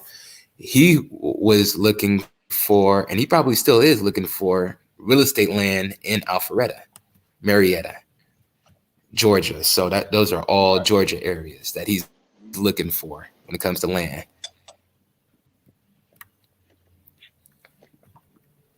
Okay. Just listening to you. Okay. So this is this is all in the same area. So this is like plots of land that he's trying to sell each. So he's breaking up the units. So he broke up the land into parcels and selling it individually, as you can see. So one for 45,000, another for 50,000. So that's what the owner of 1205 West Houston Avenue, yeah, that's what he's doing. So that's the strategy for a lot of people. They buy the land and they break it up and they sell it in bits and pieces, like hors d'oeuvres. Right. Yeah, they're crumbing. Right. Mm-hmm. Yep, they crumbing. They get a whole plot of land and just break that shit up.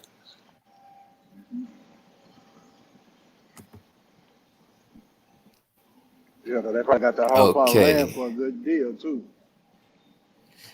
Yeah, you probably got that for like $5,000, $10,000, $3,000. Yeah, you added a zero to it and added another 100. Yeah. Add another zero. That's That is all you funny. do. Just add another zero, man. Like, dude, like real estate should be something that be in everybody's mind. I get it. Dudes like the women talk, but boy, man, don't they get tiresome after a while when it just be the No, same it old does. It really does. That's Man, why I'm really I'm out like, here like searching for people who's into, talking financial stuff, but they also know what they're talking about too, Like I don't know everything, but I know just a little bit. But I be listening to you. I still listen to Ramil Mir. I'm subscribed to his Patreon. Because Brother Man is smart. He's really intelligent. Like he really helped my life. I'll be honest with you. Like my mindset really changed once I started listening to his videos on Patreon and right. stuff. well, Well, yeah. it's full Let circle. If me. you over here taking care of your business, buying real estate and land and all this, and you own the Mm-hmm. properties, you are a king now. So-called queens will come over there with you, come over there to you anyway. What Yep. you doing? That is Oh. funny. Let me read this comment. Let me read this comment. Real deal. Would you prefer dealing with banks or private investors when finding money to finance a property?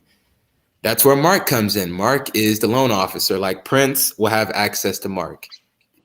Prince will have access to Mark where he cleans, either he needs cleaning up his credit or he just needs to boost up his credit. He tells Mark on what's his business plan. He wants to get involved in real estate. Mark is going to help him get the financing based off of funding his credit profile every 3 months for him to use as seed money. Then he has it where he'll be the loan officer for the 10% down payment loans. So he is what you would call a loan officer that's involved in a private bank. So private investors, you got to give them a storyline. You got to give them a speech. You got to give them actually a reasonable timeline on when, where, and how are they going to get paid. So that's why I had Cherie yesterday. Cherie yesterday, she does the business planning.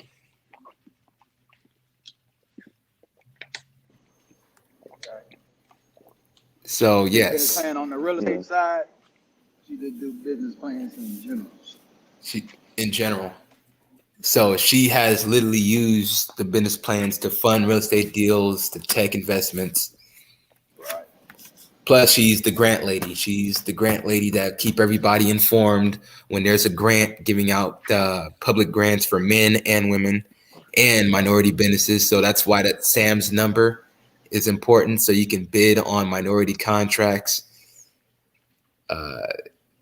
Yeah. So whenever government steps in and they want to have some set asides, okay, I would definitely need to book a consult with you soon. I got a lot of questions. Okay, well, no problem, man. So I work on your budget when it comes to consultation. So if Mr. Young says that, yo, I want to book, what's your price? I'll work with you. Same thing when it comes to Raymond. I'll work with you. All right. Thank you. So that's what I do with everybody in this space because I have access to credit repair. So that means if you fuck up your credit one time, I get you trade lines, you go get a credit card, and you fuck that up again, you can go back to me and I'll scrub that shit off again. But I'll be honest with you. My credit score used to be like 750, and the only reason it dropped because I wasn't able to pay off my credit card. But it's not that much money I gotta pay off. Like I said, I'm self-employed, so I'm gonna be working a lot and pay it off in no time. You know what I'm saying? yeah, man. So a trade line, say if you set aside $450 for a trade line, that can get you 10,000. Say if you set aside $600 for a trade line, that'll get you 30,000 in line of credit. So that's a credit trade line that's added to your shit, and you can get a line of credit probably of $8,000. If you went to DCU Credit Union, they do what they call a double dip. You can literally have one hard pull, and you can get the personal credit card and apply for a personal line of credit without it hitting your credit 2 times at once. So that is one way you can do it, or you can boost up your FICO to the 800, create your LLC, EIN, DUNS number, the etc.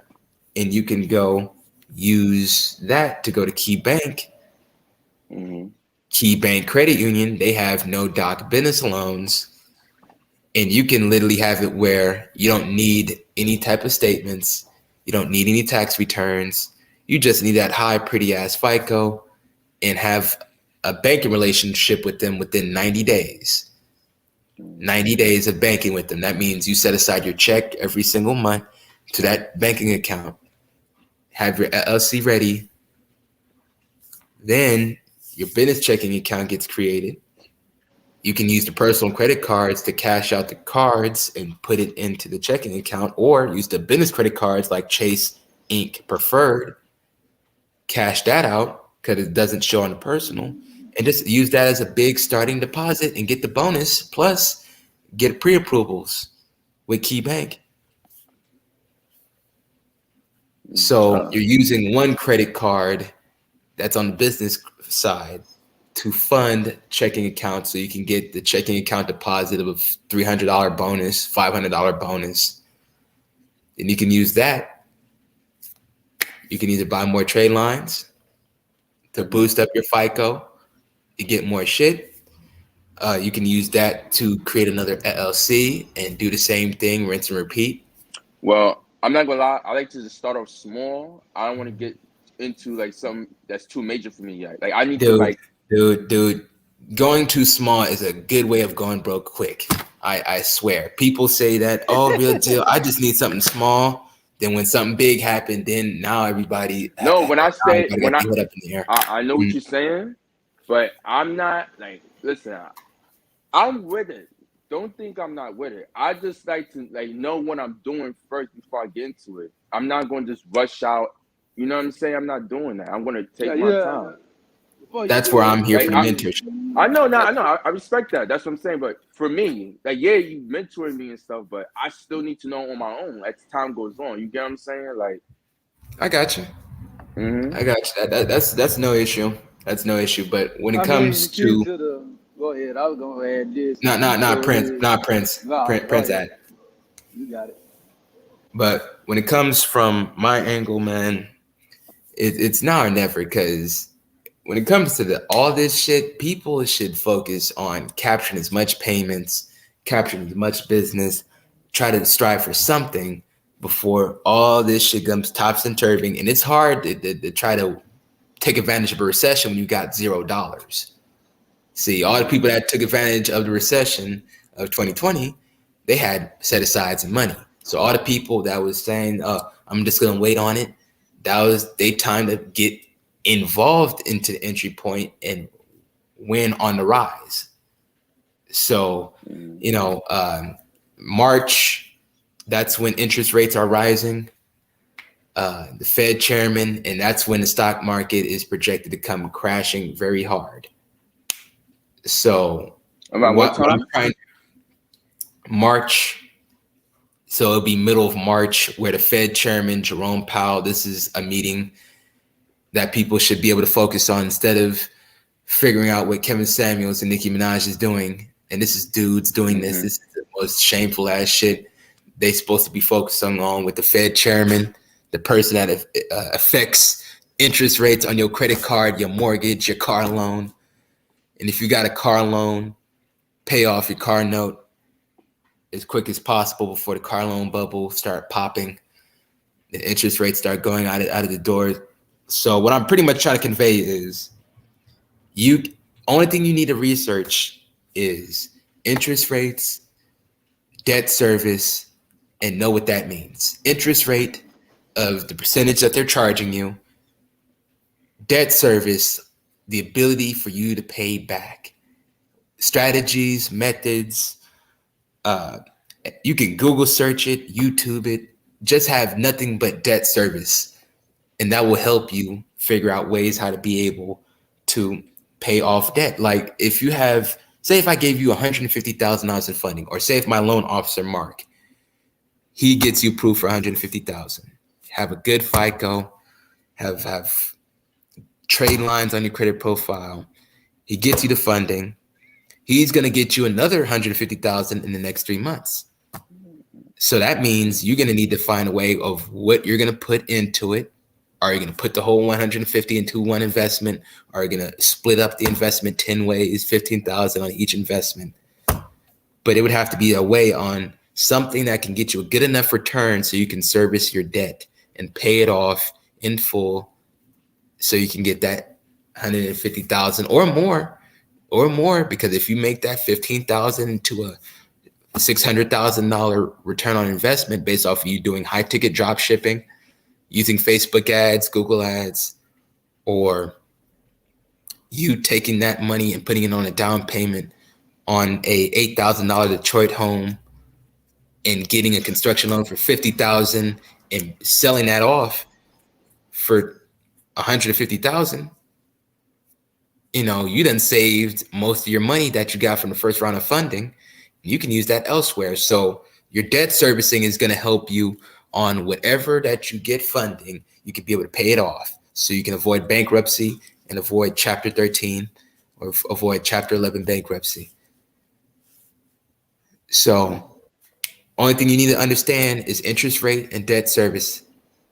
And Jerome Powell, he's the Federal Reserve chairman, and we show clips on this channel all the time of either a statement that he posted up, because we don't listen to Biden, we listen to Jerome Powell. He has more effect on the economy in a good or positive way more than Biden has. Now, Biden has a way of being counterproductive on the economy. That's why you have oil prices about to be $5. Him canceling out pipelines, but we don't listen to Biden. We listen to Jerome Powell. All right. That's the guy that you always listen to. Or the Treasury Secretary, Janet Yellen. Last 3 years, it was Secretary Mnuchin. But you focus on the avenues of what are they going to do when it comes to the economy? Are they going to do any more spending? There is no more stimulus coming. So that's for opportunity of people that are savvy and enterprising to come up with the best strategies possible to profit.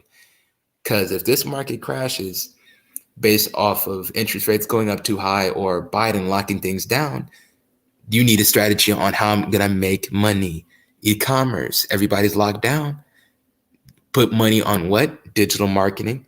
Put on what? Facebook, Google ads, high ticket products, and start marketing to the people that has money.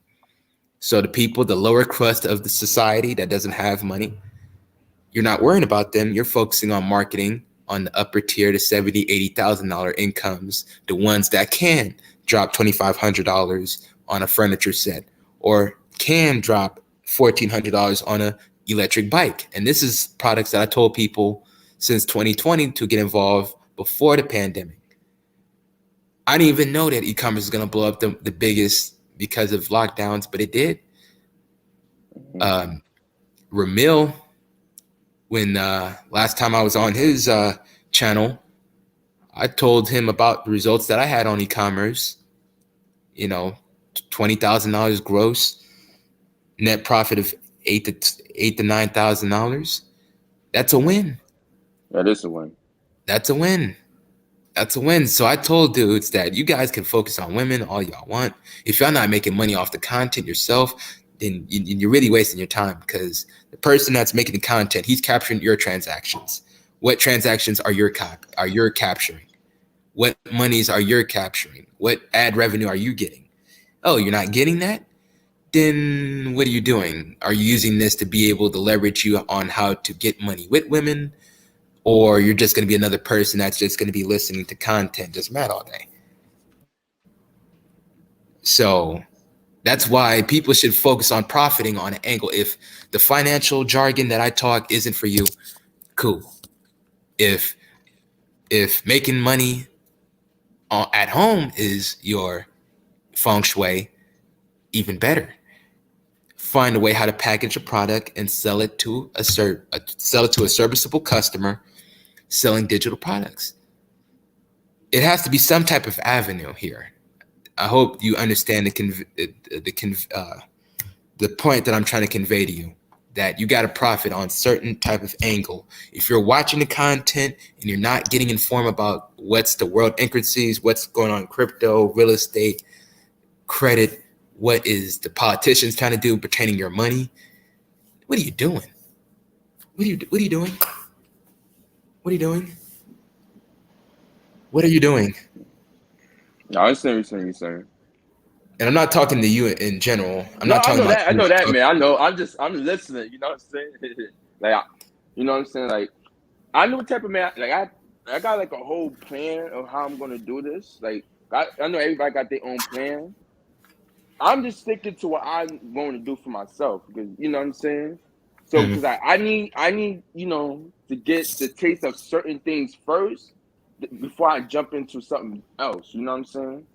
Because like I had a mentor, you know what I'm saying, he used to be a millionaire, and he gave me like a diagram what to follow, and I'm sticking to the diagram. Like, don't get me wrong, if I come across other people, Well, it's like stick to the this diagram. That's no problem. If he gave you a diagram, you focus on the millionaire's blueprint, and you just use other tools and investment products to get you where you need to get to. Like the funding round, every 3 months of you getting funded, no matter if it's 50,000 to 150,000, based off your credit profile alone, you can use the millionaire's diagram 5-6 ways up and down. You can use it for real estate. You can use it for whatever type of investment that is, no matter if it's tech investment, of you building the tech, or you investing in tech companies that already exist.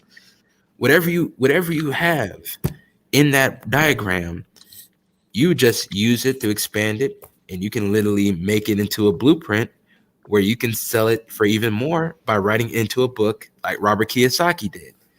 So with Rich Dad Poor Dad. Prince, are you still here? I'm right here. Add your 2 cents in, man. Oh yeah. Yeah, like he was saying, man, he got deep into the thing. All I was gonna say, man, like you say, the strategies you already got with the diagram. The funding, diagram, and the funding is gonna get you to execute the diagram that you got. Like you say, you know what to do. You invest in things that, like you say, you can get rid of quick. You can flip fast or whatever. Flip in a timely fashion before like you'll say, your debt service is due. So that's what he's talking about. You don't do nothing too long term. Something that you're gonna have to hold on, and it's gonna mess your debt service responsibility all out of whack and put you in a bankruptcy situation. No, hell no. But what he's saying Oh no, is, I'm not yeah. letting that happen. Mm-hmm. No, I know that. I'm just thinking, if you know what you want to do, right? Because you might want to do something small, like you might want to do something that's real thing, but at the same time, that small thing is over there right next door. It's a big thing, and then what he talking to you about, you can get that big thing next to that small thing you want. You see what I'm saying? That's how opportunity sometimes go. You on this small thing, and the next door is a big thing. So you want to be able to be versatile, and, you know what I'm saying, and be versatile in what you're doing. Yeah. You do your test, you do your tester, but when that hit, you ready to go on and go to the next level. I know you're trying to go from beginning to intermediate. I'm about it. I'm really about it. It's just that I'm kind of nervous. You know what I'm saying? Yeah, well, of course. Hell yeah, this is money, man. Shit, yeah, you supposed to be. Yeah, yeah. Well, shit, that's only natural and normal to be nervous. Right. Yeah. But don't let real deal tell you that. All I was gonna say is just layman's terms. Yeah, just do the business. That's why I'm trying to get this doggone card. I don't know what happened to it, but when I get my card, I'm getting on in this game, man. Like I said, I ain't worrying about these so-called. They ain't worrying about. I might comment on it. You know what I'm saying? But I'm gonna comment it on the business side of it. If I do comment, and I ain't gonna comment on for 2 hours on the stream, and I'm gone. I ain't gonna do no series like these other suckers are doing. Pulling not even cool with it. Like man, like get in this gameplay so I can be an example on this financial stuff. Like man, like these dudes focus on it for 5 to 6 hours. I'm like, I know, man. It be like, damn, come on, y'all some grown ass men. Like, come on, it's time to do some grown man shit. You know, like Absolutely. Like they got a stream. They got the pre-stream, the actual stream, the after stream, somebody else's after stream. They got people that you literally have it where they wait Hold for on. everybody to go on the one channel again. Like, What is this? Fox NFL Sunday? yes, You got, the you know, pregame, the the pregame with NFL. Howie Long, They going mhm. to Berman at the end. and Jimmy Oh Johnson man. and shit. So yeah, man, like, dude, Hey, Terry Bradshaw. They Terry Bradshaw of the women and shit. yeah, man, Analyzing the women. they Monday quarterback it. I'm like, dude, like, bruh, y'all ain't got nothing else to talk about. Like, dude, the funny part about it is only body that profits is that content creator. Everybody else Yeah. done got distracted when they could have. And now, if you're the person that multitask while listening to those, because I know that you know, you could talk and walk and chew gum. Hmm. But damn, a lot of these people just focus on this little way too much, way too much. It literally gets dude mad at women that ain't in the room with him. Because a lot of these dudes get hyped. A lot of these dudes get mad and angry and irritated. I'm like, bruh, what are you doing, man? We got stocks. We got stock market rallies that need, well, crypto rally that needs to come. And we got a stock market bear that's going to come in and probably wipe out a lot of people's 401ks and pensions. Hey man, you can't save everybody. You know what I'm saying? The right ones gonna come straight towards you. You know, everybody else they gotta leave them there. Because I'm not expecting myself to be listened to all the time. I'm not expecting to be omnipresent or somebody that becomes the authority of thought. I just want people to research on investments on their own. It don't have to go through me. It's just on Yeah. their own. Because a lot of these dudes, it seem like their argument is they ain't making enough. It seems like they're just not making enough. When 50-50 argument comes on the table, think inside my head, Brad, what we doing, man? What, you're not making enough. You're not making enough. You're not managing your situation right. There's something that you're doing wrong that you got to rethink. It's something that you just got to reprogram. That's all. Just reprogram and regroup. Hmm. Cause boy, I don't listen. I don't consider myself the dominant argument of everything. I give you guys the strategy. I give you guys the charts. I give you guys the links. So I sort myself. I sort the information that I'm getting. Everything is sourced. But the way how these dudes focus on that Nicki Minaj shit, that looked very feminine, my nigga. That looked very feminine, my nigga.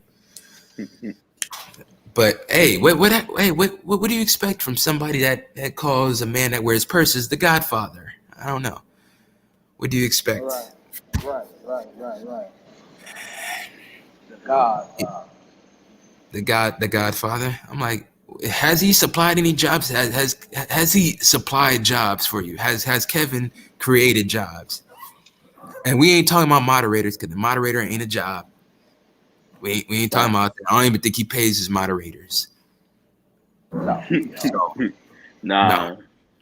Nah. So moderator gonna get paid. you know, Right. because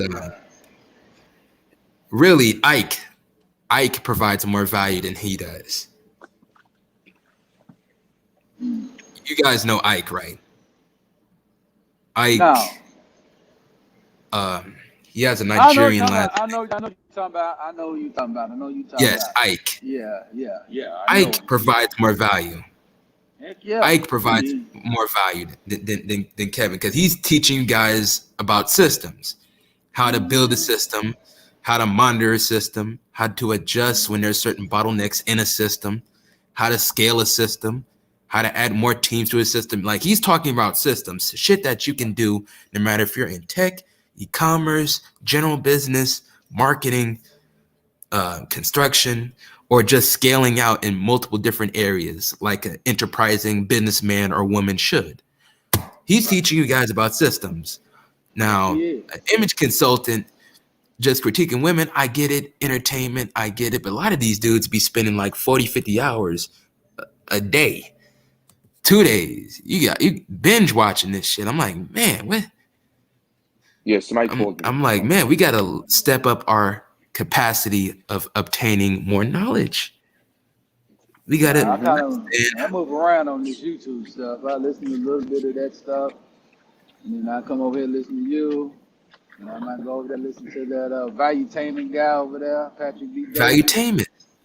Keith David. See, well, Yeah, Pet Patrick David. did. My Yeah, bad. yeah, Patrick Yeah, David. Patrick Bet David. He's actually a more of an entertaining type of how can I say edutainment, economics, politics, and he adds the little mafioso stuff involved with it to keep people still interested in the channel. Yep. So Mm-hmm. he has a very versatile type of audience base. So they can listen to the financial stuff and listen to the mafioso stuff. It isn't like where if I had it where I was just focusing on LA gangbanging news, where I'm focusing on what Whack 100 said to Master P, which that was some shitty ass shit. Master P richer than him 10 times over. That's a But fact. if I was on that type of time, Oh, Bro, I didn't like how bro, when Whack I 100 heard, right. got on him like that. bro, We when can I talk about that heard, for a second. when I heard the stuff he was saying on his mom, I'm like, bro, why? First off, why are you trying to talk down to another black man? Like, y'all part, you know what I'm saying? Like, you look stupid. And A it's like black this man man, that supplied jobs now, that's because what I'm Master saying. P has This supplied jobs. brother, You talking this brother about? lived, You talking this brother about? lived a dream that most black men would love to live in. He was a drug dealer, a rapper, and an NBA ball player. Like, come on, that's crazy. I'm not, Man, you this know what I'm man saying? I'm here not is an glorifying crime. aficionado It was on just hip hop crazy. business, man. Mm-hmm. The 80-20 deal. The You know, 80-20 with the deal is something snacks. that people can't replicate. What? Rap snacks. Yeah, 820. Mm. He was Ricky Williams' manager. Yeah, he was. And he told Ricky So Williams not to sign that F deal. He advised him not to do it, but Ricky did it anyway. You know, he know who's gonna get the blame for it. Master P did. Master P told him don't do nothing like that. He told him not to do that shit. That's what Master P he did it, and Master P dropped his ass. He had to. So I mean, you know, you gotta do your research on a lot of these deals. And that's why I say these guys that they're putting their mouths on these professional guys, these businessmen, I need y'all to stop this, man, because you making yourself look embarrassing. You Mm-hmm. know? You know, people talk about Nipsey Hussle, trying to diss him. Nipsey Hussle was making a conglomerate out of it, giving jobs to people, building networks and building enterprises, man. You know, playing the capitalism game the way you're supposed to be playing it. I mean, I don't know what these cats want these cats to be, but you and know, the crazier damn if you part do, about it, damn if you don't. and Mm-hmm. the crazier part about it is Nick Cannon is still cool with Master P, and what he's doing is he's making it rough where Nick Cannon don't even want to deal with him no more. Because with that shit that he's doing, talking to at least if you had a problem with Master P, at least call him privately about this. But he went out the gate for Nick Cannon, and Nick Cannon was giving Master P his props. So Right. he's fighting other people's beefs that didn't need to be fought. No reason to. Yeah, He's, yeah. Like Master P came on in there, and he told Kodak Black, he turned Kodak Black onto a deal. He said, "Hold on, I got this deal for you. What you gonna give me? You give me the same thing you give that manager. You get the deal." That's what happened. They're like, "I don't owe you nothing." I said, "It don't work like that, player. I can't give you this for free." no, man, what You the know? fuck? What? Just I give me my got it done. 25%. Just give me my 30% off this, man. Because you wasn't finna get it was $1 million deal, so you're gonna walk away with 7,500. You're gonna walk away with 700,000. Because you wasn't gonna walk away with it before, but you want the whole meal ticket. So we just He gotta went the get rid whole of man. no. And He the didn't know nothing crazier part about it. about it is his attorneys minus one attorney. He got one good attorney, and that's because he had a connection with at the time the president to get him the pardon. But the managers is scrupulous. Managers. You rather have lawyers than managers, bro. The They managers is just go. scrupulous. And when was the last time Game had a hit? To be honest, and it's been a minute.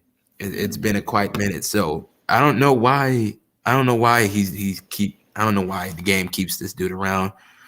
Because Whack 100 doing that to Master P just showed that this dude liked to pocket watch, getting other people's businesses, and he liked to fuck up a lot of people's activities and business relationships. Because boy, if I was Master P, I would have told Nick, man, what's wrong with your guy?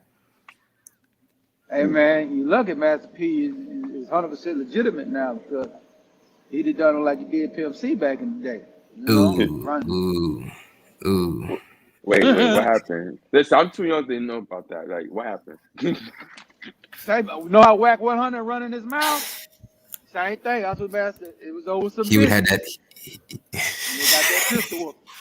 So same thing. It's no difference. It's a teeny different Wait, because it Master P, pimps, he pistol whip Pimp C back in the day. Allegedly, well, allegedly, allegedly, yeah, allegedly, allegedly. allegedly. We ain't gonna do that to Yeah. P now. We Nah, ain't gonna do Yeah, we that. ain't yeah. gonna die. Allegedly. All we do know that's not alleged is that Jay Prince came in and made peace with the deal. That's fact. hmm But the other thing is allegedly made peace with the deal and everything is good. But old school Oh, P, it would be it could be some alleged fuck shit in the game. P up that age now, he good. He a hmm petty, he ain't messing with petty theft, you know. At that time, hmm Master P was in the game home, so he That's was a fact. making his money. Right. So you hmm in the mix, you know. Allegedly, you gonna have to make some decisions. Allegedly, you don't want to make, you know. So, but we'll Yeah, let that man. slide. Yeah, man. You know. Because when it comes to that, man, I'm thinking something ahead. Now, one, he literally said something that was stupid because there's rich people every single day that does rent.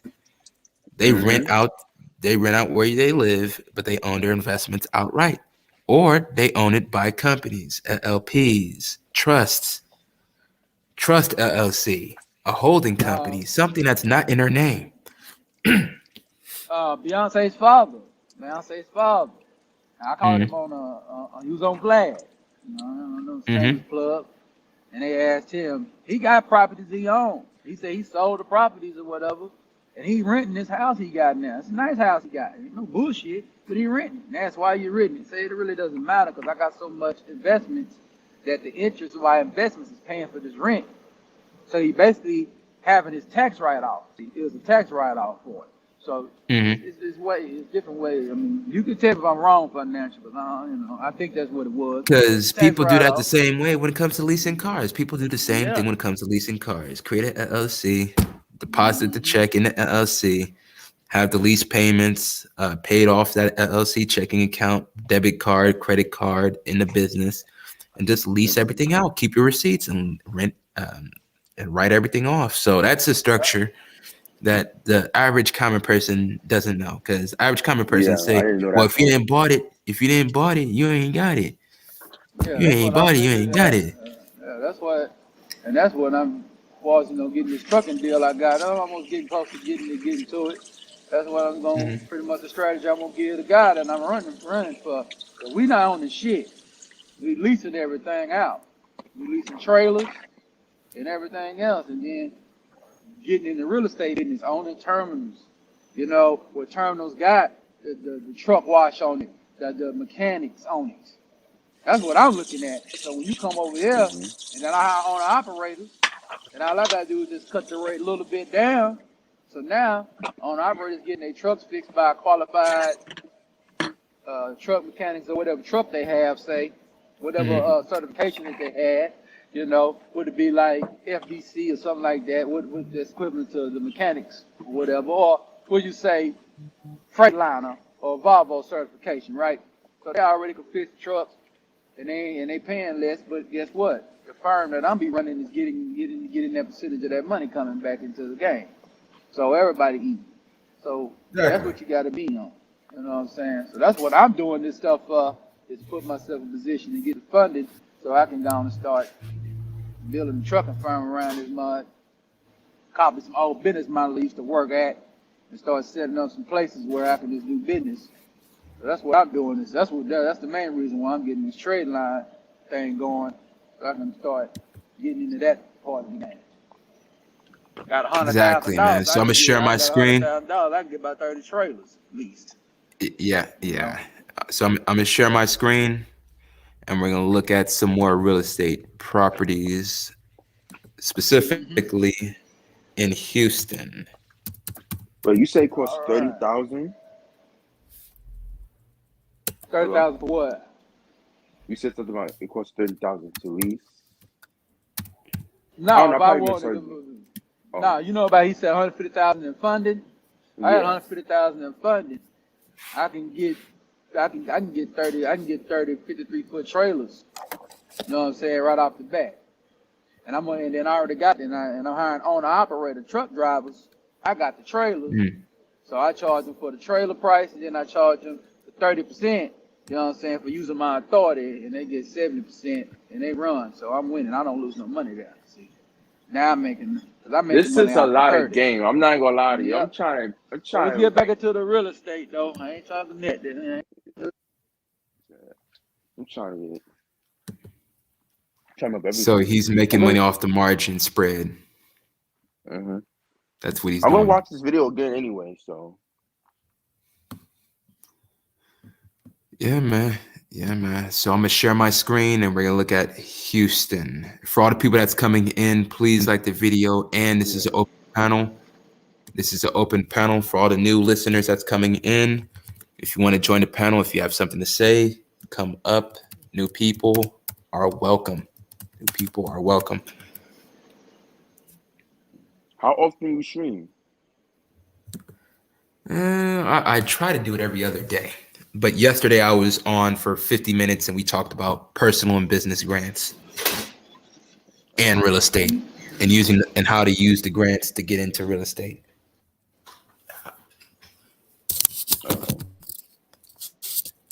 So using government money to fund your shit.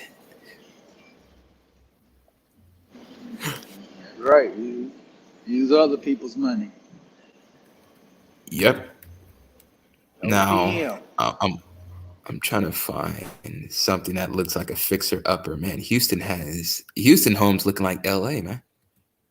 That's a fact. You're not lying about that either. Houston homes look like Yeah, LA in and the LA. LA money. LA money coming through. Oh, I'm looking at some of these houses, man. Mm-hmm. Nice house right there. So let me give you a hypothetical. Cash Now Homes is one of the lenders. Now they lend up to 500,000, meaning that if the property's at $500,000 price, you can be able to get funding with them. Interest rates is around 8%. The term of the loan would be 2 years to pay back, 2 to 3 years to pay back. They'll give you a construction loan. They'll give you a construction loan as well. So Shady Downs Drive. Try to negotiate this one. Try to get it as low as.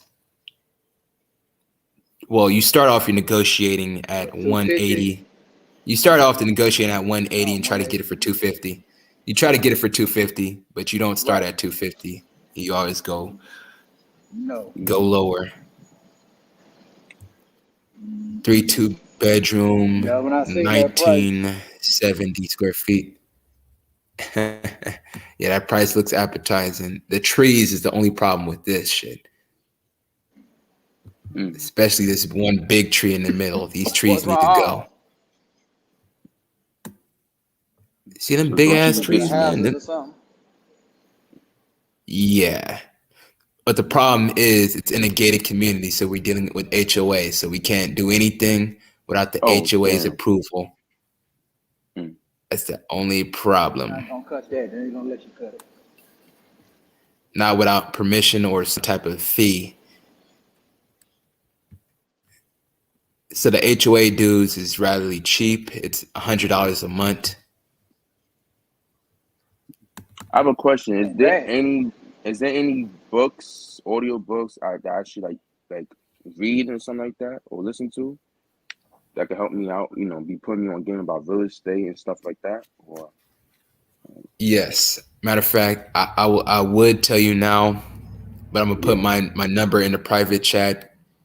All right, and no we can problem. talk, and we can talk there. And whenever you're ready to book a consultation, we can move forward on that. Okay, so Desiree Jeffries, that's the realtor.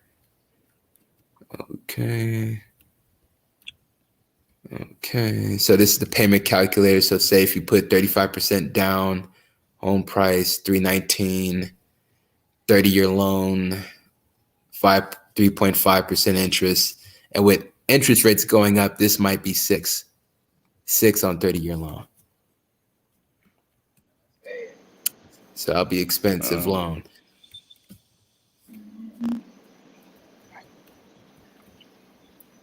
Okay, similar homes nearby, 285. Got another house going for damn near $1 million. One out Annual there, maintenance, two or something. yeah, 280. Annual maintenance, it's mandatory. Yeah, these are all probably in these gated communities. So it's all in this gated community. Okay. So this is all in that gated community. They, HOA fees can be up to from low as $99, which that's cheap because a lot of HOAs here in California is around $400 a month. Right. This is even lower. This is $43 a month. This is lower than the other house. That's not bad. That is funny. It's lower than the other house. Other house was $315. This is like $285, and it got like cut in half.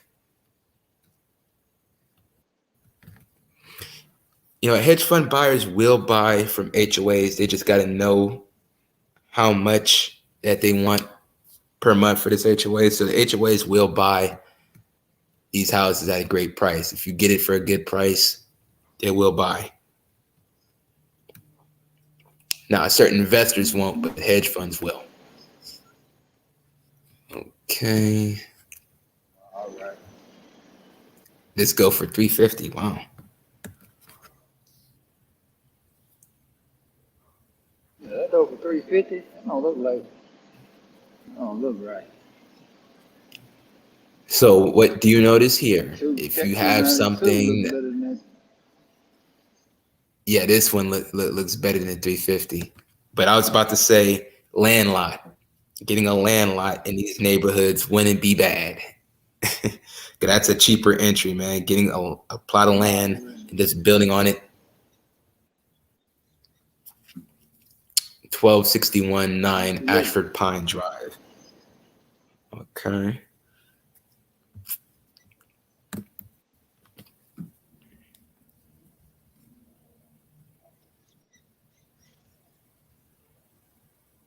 I'm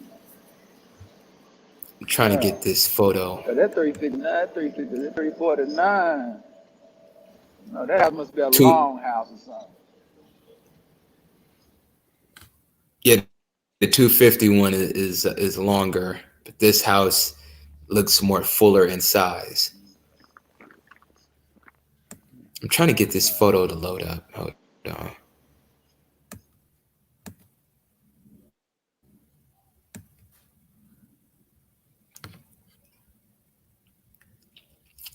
Because these houses is newly renovated, as you can see. But you always try to get a good price entry, like 215, 220, and they're gonna say, but watch when it stays on the market another 40, 50 days, then they will double back. Just let time sit when it comes to a lot of these listings. If you don't get to them now, you double back later and they'll go with your offer because of desperation and time against them.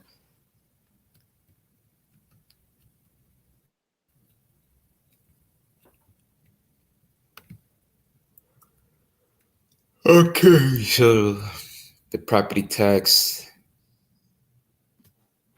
$418. HOA dues $46 a month. Homeowners insurance $265 a month. Principal on interest. So yeah, your property taxes is expensive. It's going to be around $5,000 to $6,000 a year, and that's because Houston has a school tax.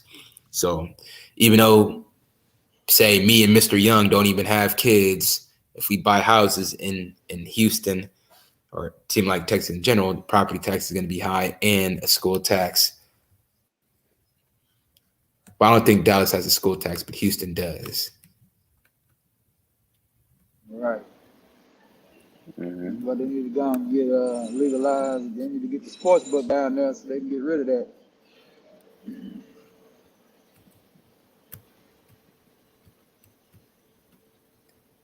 I'm trying to get its original price that it was bought for, but it won't go that far back. No problem. Well, Texas has it where it's non-disclosure. So Texas is a non-disclosure state. So a lot of shit that I can get from New York when it comes to home data and housing prices, I can't get. When it comes to Texas, it's a non-disclosure. So that means that any type of data when it comes to when it was bought or sold, you're not going to get it. Okay. That's crazy.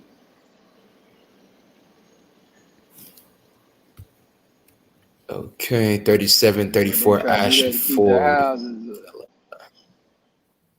Well, yeah, they try to do that to keep it at a certain price, keep the price.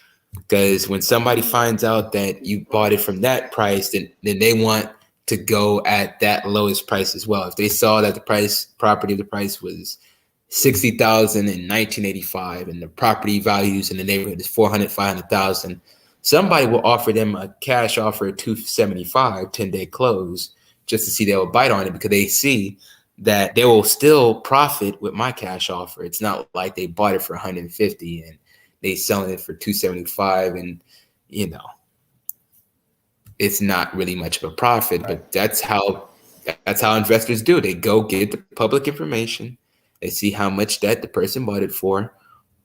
Then they hit their negotiating price. The basis on something that's above what they got, so they profit, but still in the middle where they can get some net profit. Because if they bought it for 275 and the neighborhood is 450, they can still profit another 150 to 200,000 on that flip. Yep.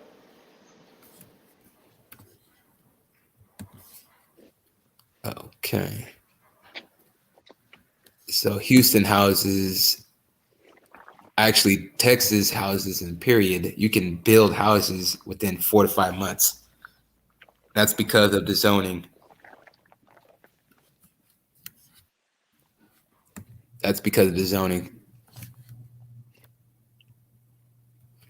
Okay, this Houston house is a 2-story, has a 2-car garage. Now I'm gonna search this neighborhood. I want to find out what's in this neighborhood. So I'm gonna do some research after the live stream, like I always do. I want to look at these properties. Okay.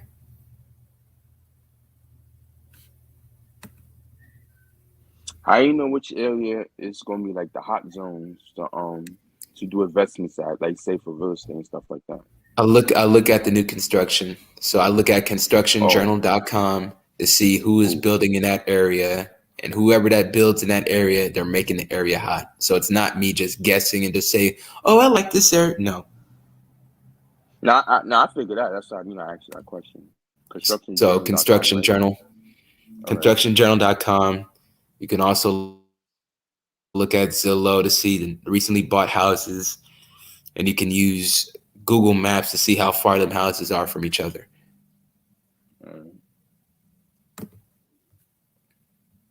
So that's how you find out. And that's to anybody that's listening. That's how I find out what's the hottest markets. So Construction Journal, they get you all the new construction. They get you all the data of who's building in that area, who's in that area. how much they're putting up when it comes to their development in that area. Mhm. A lot of times people get a realtor and they can give you some MLS stats.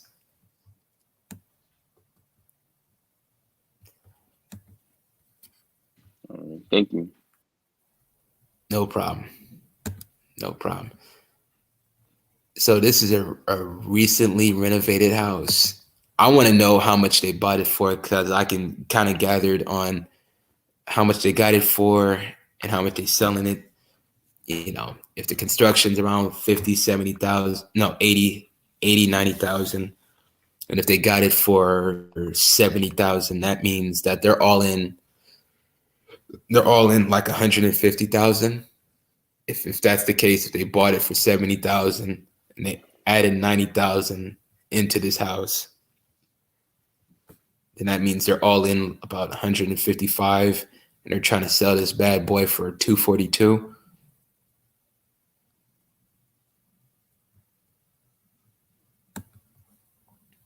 But I would definitely look in this neighborhood to see if there's any divorces in this neighborhood. If anybody's divorced, if y'all motherfuckers gonna talk about dating all day, y'all need to look at data and shit that's pertaining of who got divorced in that area so you can buy their house. Boom. It's supposed to be that. That's supposed to be your talking point.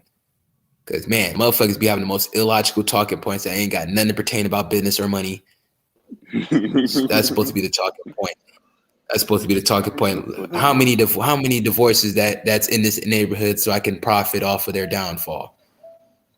And That's if what nobody them. can tell where to find it, PropStream, that's where you find it. Really, PropStream.com. It's a $99 a month a subscription. But that's how you can find divorces. Then you can use Property Shark to copy and paste that address, huh? Yeah, I was gonna say What was that that? today is Friday night. Today is Friday night. That's what them the risky house gonna do. Somebody, yeah, you know Don, he's gonna get divorced by Kathy. Oh, how much that house worth they got over there? You know, that's what they're gonna be talking about. They're gonna be finding out how much how they can get their hands on that house. Yeah, they want to know how much is the mortgage. They want to know how much is the mortgage. They want to know when the divorce decree was set up. Because that's something to profit, man. That's an opportunity, man. Somebody that's divorced, mind you, that house is going to be sold. So it's like, come on, man. This is where you need to put your thinking cap on, man. You need to start being more enterprising and start negotiating those prices downward. Give them a 10-day close. You can be able to position them on making sure that they know that they will get their money at closing. They go to the title company, they pick up their check, boom, boom. Or you can assign it to a cash buyer. You can assign it to a cash buyer, meaning if you don't have the money for the property, you can assign it to the cash buyer, hence wholesale real estate. So your cash buyer, you can either skip trace it from PropStream to find all the cash buyers, and you can find all the cash buyers in the city of Houston. Houston got a lot of cash buyers, so you can skip trace that list, call them up, send a text blast, an email blast with the property data, with the photos inside, and the numbers of you got it for this price. The ARV after repair value is 450,000, but you got it for under contract for 225. Somebody's gonna want that deal. Somebody's gonna be asking questions about how much in repairs it is. They're gonna ask on when is the close of escrow. Then they're gonna ask you on who's the title company. So that's where your title company can help on all of the scenarios of the title search. So you can see if this has a clean title so it can be sold to that buyer. Okay, so this is listed by Redfin. So Redfin is also trying to influence the real estate markets by hiking up the prices. So all the prices that you see on Zillow, Mr. Young, those aren't real prices. Those aren't the real market price. Those are all over inflated.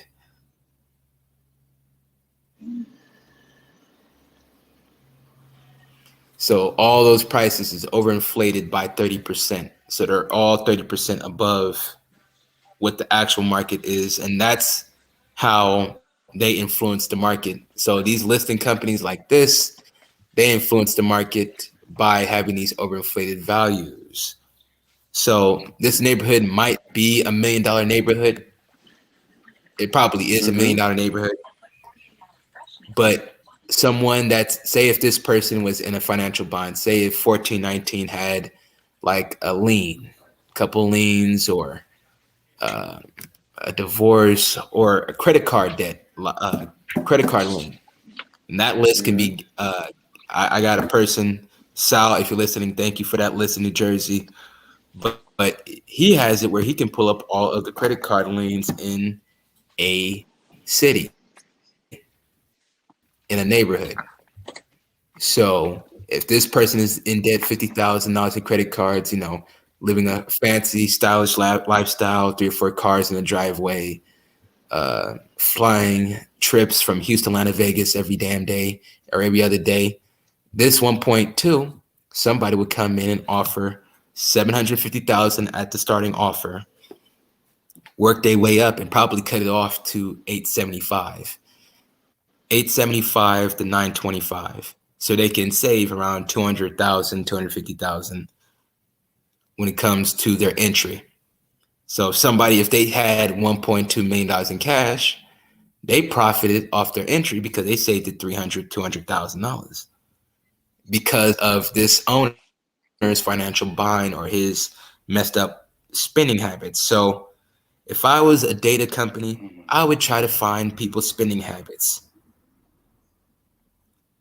So I can gather the information to be able to make good discounted offers where my investors can profit, I can profit, and luxury houses can be bought for a 40% discount, 30% discount because of the owner struggling.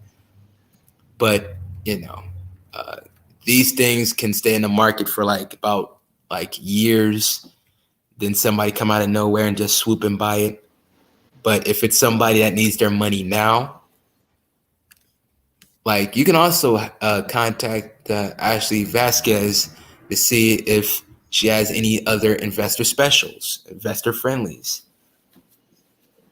And what that means, that if she can get you a property that's in a neighborhood that's 220, but she got it under contract for 70,000, you can add 10,000 on top and sell that to a cash buyer by signing the contract with an assignment contract, mind you, or you can do what they call a blind HUD-1 statement, where you got it under contract for 80 with the cash buyer, the seller got it for 70.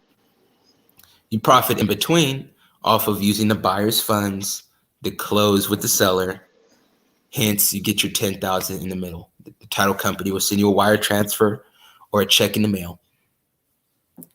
So, Ashley Vasquez, if she has cash buyers, cool. If she has fucked up properties that's been on the market forever and a day, that's where your opportunity to sell those properties for a discount happens.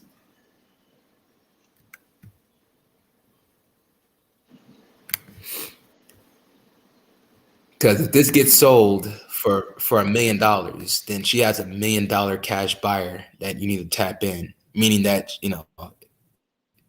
her cash buyer that bought this house for $1 million even, that person probably has enough cash to buy a couple more deals.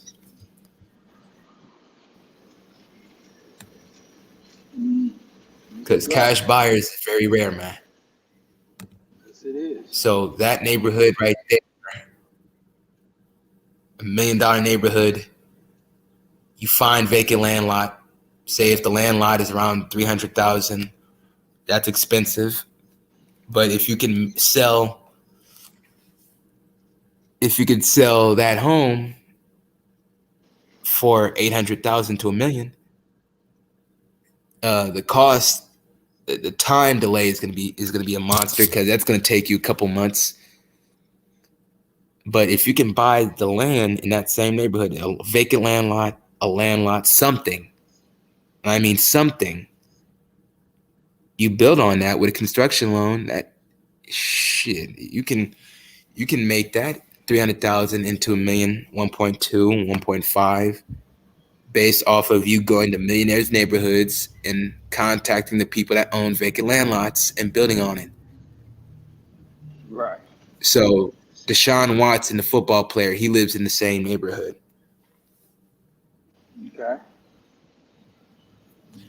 That area has people from Vince Wilfork that used to play for the Texans and in the New England Patriots, to Whitney Merciless, that is used to be, I think he used to be the linebacker for Houston for the longest, but he went to Indianapolis.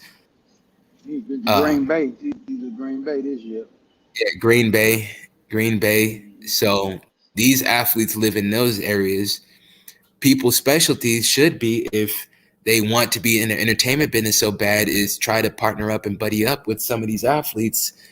And that's where I come in. I'm the credit repair specialist, so I'd be like, yo, I can fix your credit, boom, boom, boom. They ask me on how much can I get when it's all cleaned up. I tell them the scenarios of 300,000 every 3 months of funding.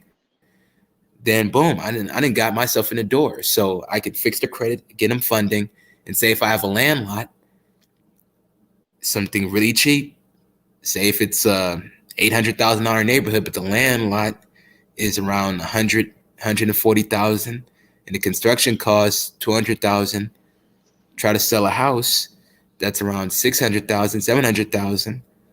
If they don't go for it, have them go to the other boys. And if they don't need the house, I just fix their credit, charge them on the credit repair, and get them funding. Then I'll put it on the MLS myself. I'll put it on Zillow myself, and I'll deal with whatever it comes and happen. So if you're in a neighborhood where it's expensive, people go to the second route, land. If not land, they go for the tax liens, because Texas has the highest tax lien interest of 16%, no, 18%. So that's a high interest yield on your money. Yes, sir. Yes, sir. Texas. Yeah. There's a lot of them over there in Texas, ain't it? Yeah. Tax lien? Yeah. Yes. That's why a lot of out-of-state investors come to Texas to invest in those liens, so they can get the 18%. They can collect the 16% from the government or from the state. Mm-hmm. Oh, okay. So that 18%, that helps, because somebody that has $15,000, that 18% is $2,700 on their money. Right. Yeah, that's a good return. Mm-hmm. Oh yeah, that's a good return. That's the best return. Okay. Where do you go find your news on what the markets are doing? So I watch Fox Business. I look at Squawk Box just to see what the market is doing. But for the real financial hardcore news, I use Tip Ranks. I use Whale Wisdom. That's what the hedge funds are doing. That's what the big companies are doing. Then I use Hedge Follow. So that's where you follow all the hedge funds. That's where I get my news from. So the hedge funds, yeah, it's a delay because of the financial filings is every 3 months, is every quarter. But I rather know what they did last quarter than not knowing what they're doing at all, because they are holding some of their investments. A lot of times they are gardening their investments, so they're just buying every 3 months a big allotment of shares of this company, that company. But Yahoo Finance, if I'm going to read my news; Fox Business, if I'm going to look and hear my news. Fox Business. All right. So Charles Payne, he's better than He's better than Jim Cramer, if you ask me. His play on American Express was a smart play. American Express in the past month is up 30%. So that's what I get my news from, specifically on what the markets are doing. World indices, that means world trading charts, Forex. I look at a numbers of things. So Benzinga, Ben ZINGA. So I'm looking at Brazilian stocks because Brazilian stocks is up because they're reopening. Actually, they're just as hot as America's stocks. So interactive brokers, you can trade globally with them. So let me put that link in the chat. So interactive brokers, they're a brokerage company that trades UK, United States, Australia, etc. Yes, I can put that in the chat, no problem.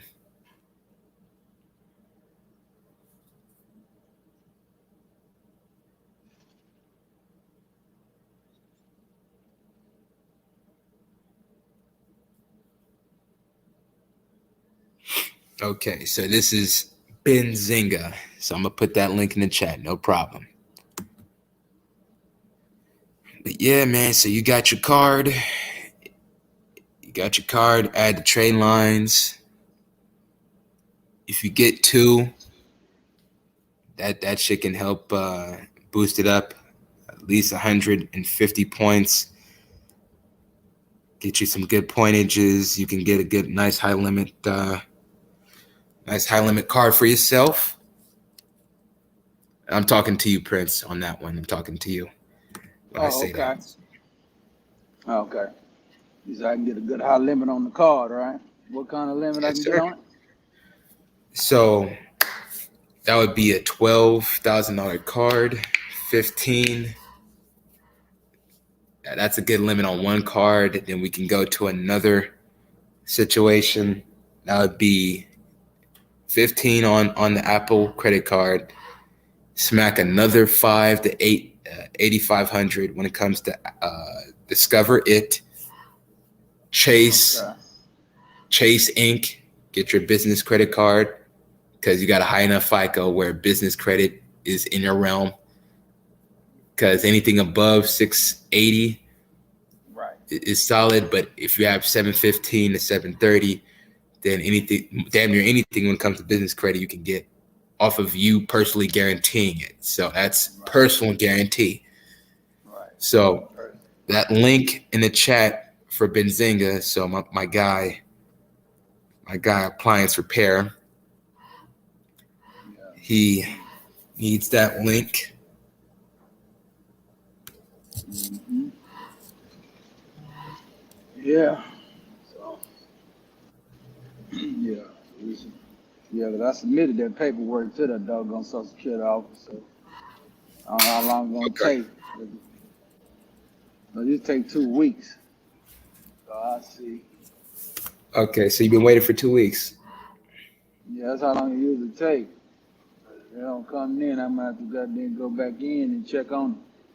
Know what they told me to do. So I'm trying to see. They supposed to have sent me something, but they might have just sent it on and not sent that yet. Because, they got, because of the COVID, you can't walk into the office no more. But yeah, those usually take within 2 weeks when it comes to trade lines, man. So you will see that on your credit report within 2 to 3 weeks. You get something in the mail stating that you have been added as an authorized user. Congratulations, you've been added as an authorized user. Then within 6 days, it will pop up on your FICO, so you can go on Credit Karma, you refresh it. Oh shit, yeah, it boosted up your score. You got your credit utilization is lowered. You got a nice high limit of 20,000 on one trade line, 30,000 on the other. And say if you set aside another 1,000 and you don't want to do the credit cards, I would send you to Mark, and Mark will fund the file where all of the limits on your trade lines. Say if you got 50,000 on 2 trade lines for me, we would get you funding for 40,000 every 3 months that way. So Mark has it where he'll fund any file. He suggests you to fix your own credit, then come to him, or fix your credit, add trade lines, then come to him. Because if you have a lot of inquiries, then getting funding, it's going to limit your funding abilities. So if you have 3-4 inquiries, man, you could have potentially had 50,000. That shrinks to 25. That shrinks in half. Okay. Because of all them inquiries, man. So that's why I try to give people an actionable plan. I actually step side by side with them. Because yeah, man. Because your credit, you're considered credit desperate. You're considered credit desperate, credit hungry, and that's not a good way to look at it. Man. That's not the way. Yeah. Take that and flip it on the other side. Yeah. That's what you get. Because the business credit, you can apply for 3 to 4 business credit cards, get approved for every other month, 2 months, 3 months, because they have a term what it's called gardening. Right. So with Mark, he gets you funded 40,000, 50,000 every 3 months. Only thing you would just got to do is just reinvest it in your business and make sure that you get a profit. With trucking, making sure that you get those loads, those 275 per mile, 325 per mile. You're good to go. Had a damn $7, had an $8 mile load earlier. Couldn't get it though, because when we got there, they talking about they already gave the load away. I don't believe it. But yeah. Gave the load away. Nah.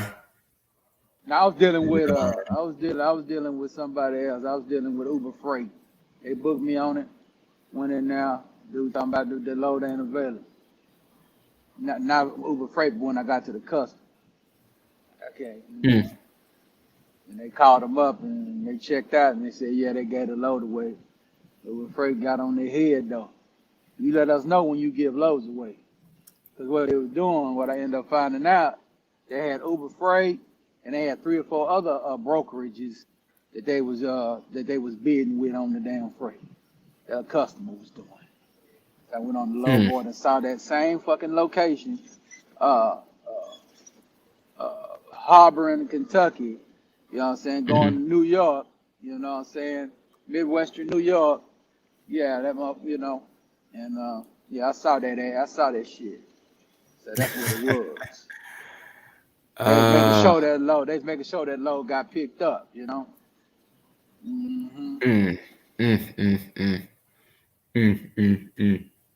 Because doing the math, 325 per mile times 1,200 miles, that's 4,400. So that's $4,487.50. Say if somebody, Now this load was 3,700, only going 750 miles, and I was only 6 miles away from the pickup, so I was winning all the way around. But yeah, it's yeah. But it's all good, man. Can't win them all. Nah, man. You have power only? No, it was trailer. You got the truck and trailer over here. Okay. Now power only, yeah, that'd have been a little less. Yeah, that'd have been around the 210.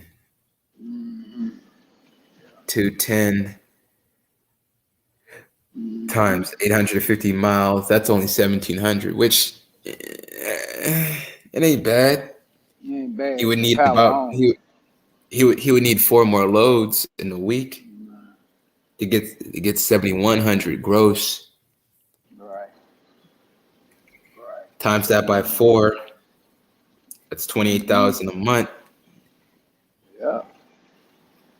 And you done made your funding back down now. Now you can invest in you another Yeah, if you getting 40,000 every 3 months, you can invest in another truck and trailer every 3 months. So yeah, Invest in another start. truck and trailer. Then you expand where, um, say, if it's 285 times 850 miles times 4 loads a week times 2 trucks. That's 20,000 in a working week Right. with 3 backhauls. So that's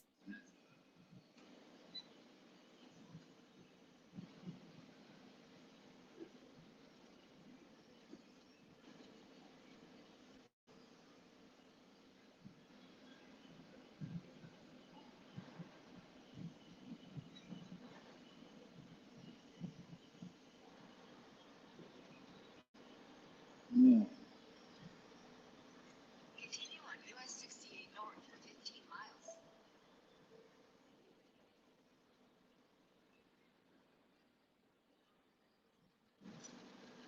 Hmm.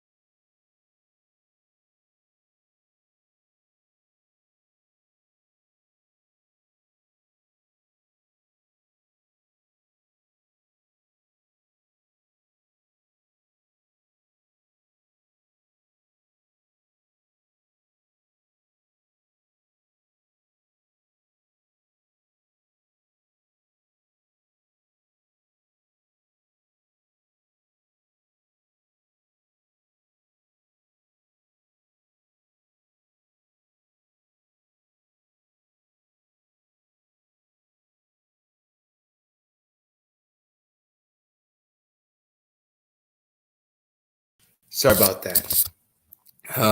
Sorry about that. StreamYard kicked me off once again. StreamYard kicked me off. But like I was pretty much saying, everybody that's in the situation of owner operator, getting more trucks expands your business. Hence, you got to expand in order to survive in trucking. I don't think that there is a trucking company in the world that's been in trucking business for 20 years that only has one truck. So trucking is the aspect of reinvesting your profits, expands your money actively. The more trucks you have, granted, the more loads that you can be able to get in multiple different areas.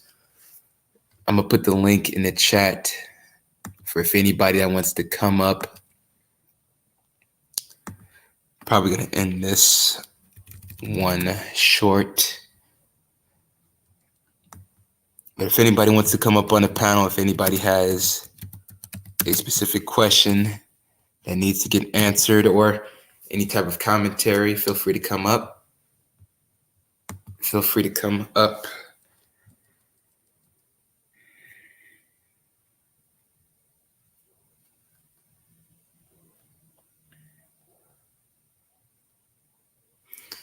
Feel free to come up, join the panel.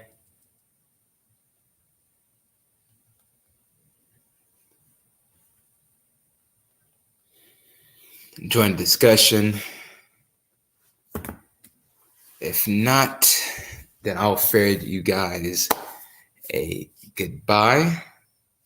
And it's still rather early here in the West Coast, so I can still make some business calls. But Prince, if you're out there, if you're still listening, man, hit me up. We can add those trade lines onto your credit profile. Then we can get you situated with Mark and getting you contacted with him because he's the loan officer. He'll help you get approved as many loans as possible. Focus on getting your business plan set up when it comes to which type of operating business that you want to buy or build. Focus on your credit strategy when it comes to management, utilization. Focusing on more credit union involvements and relationships, DCU Credit Union, SECU, NIH. Those are the double dip. So you can double dip. You get 2 credit products for 1 hard inquiry. Focusing on studying on trusts, how to use those correctly. Insurance policy, using your insurance policies to be able to save you money on taxes and leverage that to be able to acquire assets tax-free. So on that note, your credit management is everything. If you're still listening, Prince, feel free to come up or just hit me on my phone. But for anybody that needs their credit repaired, for anybody that needs trade lines to boost their FICO score, or for the people that already have good credit, but they want business credit, creditbuilder475@gmail.com. If anybody needs me when it comes to booking a consultation, if they want access to me, 24/7 access to me, creditbuilder475@gmail.com. That's the email. So you can book a consultation, or you can book a credit repair or business credit, get you the funding that you need, get a business plan and sort out, focusing on some real estate market that's in your area or real estate markets that you're interested in getting involved in. And this will be able to help you to be able to weather the storm, man. Because if you don't have credit, and say if you get fired from your job or the mandates then came to your job and your boss is looking at you like everybody need to get the shot. I repeat that again. If a scenario of your boss saying that everybody in this room needs to get the shot, everybody that's working needs to get the shot, and you ain't trying to take it, you need a business move. You need to do something. You need to pivot off something. I always tell people to never quit their job. Let them fire you. Stack as much money as possible. I ain't like Dr. Boyce Watkins that tell motherfuckers to literally quit their job. That is the most stupidest shit I ever heard. That is the most counterproductive, stupidest shit that I've ever heard. I don't know why people on YouTube cling on to his information when it comes to financial stuff and don't fathom and realize that he doesn't even tell you nothing about credit on how to obtain it. He doesn't even bring enough credit specialists. It's literally just him crying about the corporate plantation. And I hate it when everybody refer to everything as a plantation. Like, what are you talking about? You're getting paid 6 figures. It's definitely very strenuous type of job working, but nah. But, Boyce Watkins, he's the same guy that advertised Jay Morrison, mind you. So, he's the guy that had $15 million raised up in funds. And what did he do? He just bought it on his wedding. His beautiful wife got that nice, gorgeous, big diamond ring, diamond rock, while everybody of his investors burned His billionaire connections with Don Peebles, pretty much underwater now. And he didn't realize with Don Peebles, he has connections with other billionaires. They could have got involved with the investment. They could have set aside hundreds of millions.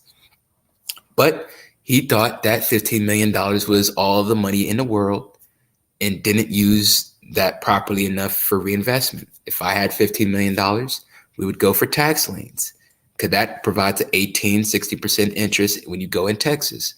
But Jay Morrison didn't know about real estate. Only thing he knew was marketing and how to market to certain Black people that like to focus on victimhood porn all day. It's sad because that just gives a black eye when it comes to anybody that's in the investment world, when it comes to finance, that wants to be able to genuinely help. Because Don Peebles, he wanted to help because he actually has a hedge fund, well, a private equity firm that raises billions of dollars when it comes to real estate, invest in big money plays in New York City, downtown New York City. Don Peebles actually is the first Black investor to own something in, I think, Central Avenue. When it comes to owning a property, 100% all himself. Victor McFarlane, when it comes to South Central, him and Magic Johnson teamed up in the 90s, raised hundreds of millions of dollars of government money, then raised another couple of $100 millions when it comes to private investments. So that's how Magic Johnson back in the 90s had the ability to put all those Starbucks, all of those grocery stores, and the Magic Johnson theaters revamped in the 80s and 90s and the early 2000s because of Victor McFarlane. So there's people out there that are credible real estate investors that raise money when it comes to scenarios of crowdfunding, crowdfunding type of source of income. But that shows you that Dr. Boyce don't know what the fuck he be talking about. I'm just going to keep it frank. He don't know what the fuck he be talking about. And he just wastes a lot of his clients' time, because the Black Business School membership costs $1,000 a month. Now, $1,000 a month can got somebody credit repair, could have got access to a budget to get 2 trade lines every single month, around $20,000, $30,000 in trade lines, add to your credit profile to lower your credit utilization, boost your score, get you access to lending when it comes to upstart loans, credit cards if you need it, or get to the bigger money when it comes to business credit. But I guess everybody hustle is different. I think that Boyce Watkins, Tariq Nasheed, and a lot of people that are out there, Phil the Advise, he's a Michi X, especially her. She be saying the most unhinged shit ever. I think a lot of these people do the Black community a disservice, because they got you, they're not getting you scared, but they're trying to get their audience scared enough to just send them money. When it comes to financial stuff, it's cookie cutter financial shit that really doesn't go into intricacies of lending, underwriting, market research, how to be able to find discounted properties based off of somebody's hard comings, tax delinquencies, notice of default. They don't talk about that. They just give you a big ass course, sell it to you, go for the next course. And while they teach victimhood to their audience and make them feel hopeless, even though that there is a way, they're just going through the wrong door. But a lot of those content creators, man, they just leverage their audience base, tell them that, yeah, you're going to be fucked up. You're always going to be fucked up while they ask you for money. That don't make a bit of sense, but that's what they do. I don't teach victimhood here. I don't teach the gender divide. I don't teach victimhood. I want people to actually have the ability to be able to go what they need to do when it comes to finances and have some success in their life, man. I want people to be happy. I don't want to divert you into a realm of sadness and no solutions, because there are solutions. There are solutions. So when it comes to all of them, they're just going to lead their audience to hell. Tariq raised the $1.5 million and for that museum, and nobody can't figure out a timeline or date line of when is this museum is going to get built up. So pretty much he doesn't dry gulch his audience, just like how Umar did when it came to the $5-6 million raised in the past 15 years. And yes, he's raised $5 to $6 million over the span of 13 years. But I guess people like a beautiful speech instead of results. I guess people like a good orator than a good businessman. Because all this just shows the lack of business acumen from Umar and Tariq. Because $1.5 million, that was supposed to get something. Now he's saying that they got to move it from LA to somewhere else. I don't see what's the cognitive dissonance, man. I don't know. I don't know what's wrong with these people, man. I don't know what's wrong with these people, man. Because this is insane. They say we don't have no money, but they give it to them. That is bullshit. $1.2 trillion in spending power is something when you have a business to capture those $1.2 trillion in spending power. But you got to be a business owner, you got to be a merchant in order to capture that. Any other books do you recommend? Real Estate Strategies by Donald Trump. Art of the Deal by Donald Trump. Real Estate Strategies for Dummies by Peter Harris. Tax-Free Wealth from Tom Wheelwright. He's Donald Trump's attorney. No, not attorney, but tax CPA. So that's how you learn the strategies on how you too can pay the $750 in taxes as well. So those are the books. Mr. Charles, I also need you to contact me, man. So you got my phone number. Contact me when you got the chance to, and we can talk more about your business, adding some trade lines and getting you attached to business credit and a real estate investment as well. So you have my personal line. So we'll talk about that. But as like I was saying, that you got all these dudes where they raised, like Tariq was supposed to get the property down first before he raised $1.5 million. But he raised $1.5 million. Then when somebody asked for a business plan, he had the nerve to get mad. He had the nerve to get mad. I said, ain't that some stupid shit? Ain't that some stupid shit? He wouldn't say that to none of the bank lenders. He definitely wouldn't say none to the financial small hats that require somebody to put up something. But he raised $1.5 million, no business plan. And when somebody told about a business plan, had the nerve to get mad, and people still gave him the money. What? I'm laughing because if this doesn't go as planned, then he can't be sued by the SEC because he crowdfunded. So the SEC won't go after him because it's a crowdfunding investment. So whatever you give him is really what you give him.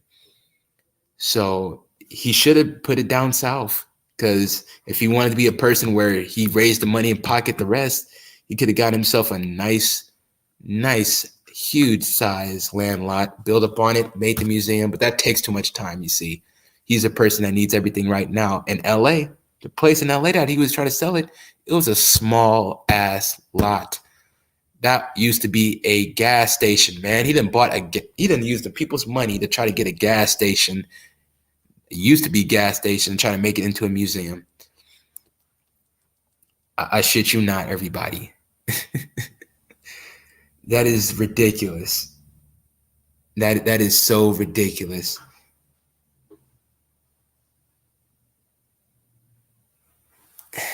That is so ridiculous. So you know what I mean. You know exactly what I'm talking about. Because he didn't have a business plan. Now with me, I expect to give you a business plan. If I want to raise money from all 850 followers, I shall be expected, and you should expect from me, a business plan, a timeline summary. When is the money going to be remunerated back to the investors, meaning that when are all the expenses going to be paid, the income generated, and when can the investors get paid? But they just gave them the money and they're not even expecting any type of return on investment. They just hoping to see a building. So they gave him that 1.5 more or less as a donation of we love you, than something of a what's my return on investment, what's the rate of return, what's the initial rate of return, what's the return on investment, what's the interest rate that I should get, what's my dividends, do I get any dividends, do I get any stake of the building, meaning that if Tariq buys that museum for 1.5 and it appreciates into value to 3.5 million. How much of the pie are you going to get off of you helping fund that museum? Same thing when it comes to Umar. Umar really, his fuck up is really lack of business acumen. Because he just needed a project manager. If he wasn't savvy enough to be able to do it on his own, he just needed a project manager. But I don't know. I'm preaching to the choir. Everybody else pretty much understand. It's for them to understand, but which they probably won't. They'll probably fund his next documentary. You know, the Bussification of America Part 2. I don't know. It's weird.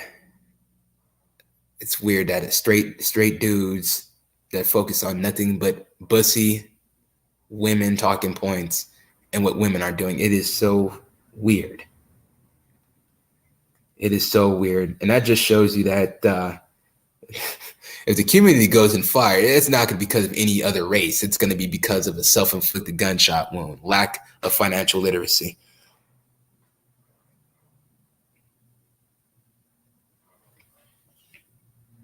Yeah, man, the Bussification of America Part 2. A dude that quoted himself as being straight, mind you, he talk about that more than people in that community do themselves, man. So I don't know. Check on your guy, man. Check on your guy. Check on your guy, because your guy definitely is leading y'all to astray. And I'm talking to Tariq's audience. Because Dr. Neely Fuller even says that Tariq rip off his shit and don't give him no proceeds. So even the people that he rips off all day and give high praise to, they don't realize that. No, they don't see it as high praise. They see it as he's copying their shit and just profiting and taking all the money.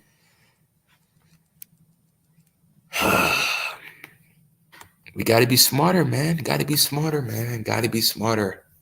Got to be smarter, man. Because, because they raise tens of millions of dollars. The same fraction of people that says that we don't have any money. Bullshit. It's what you spend on it. That's all. There are black men and black women that are winning here in America. What is he talking about? What is he talking about? This is the land of milk and honey. If you can't make it here, you cannot make it anywhere. That's why I don't understand the Pan-Africanists that want to move to Africa, but they haven't built nothing here.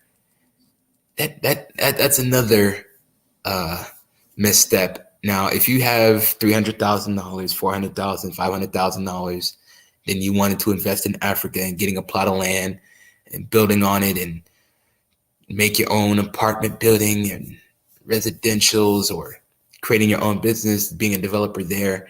Okay, that's cool. Get you an international lawyer, because certain African countries, they only do business within the handshake. And you know, and I know, a handshake isn't enough when it comes to contractual business.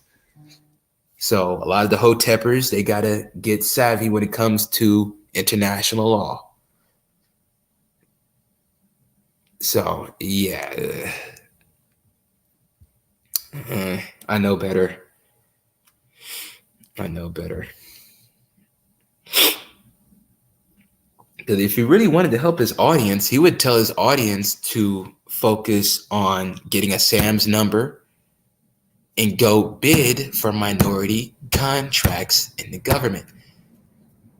But you see, if he helps his audience too much, then they don't need him, hence they unsubscribe, or hence his influence dwindles.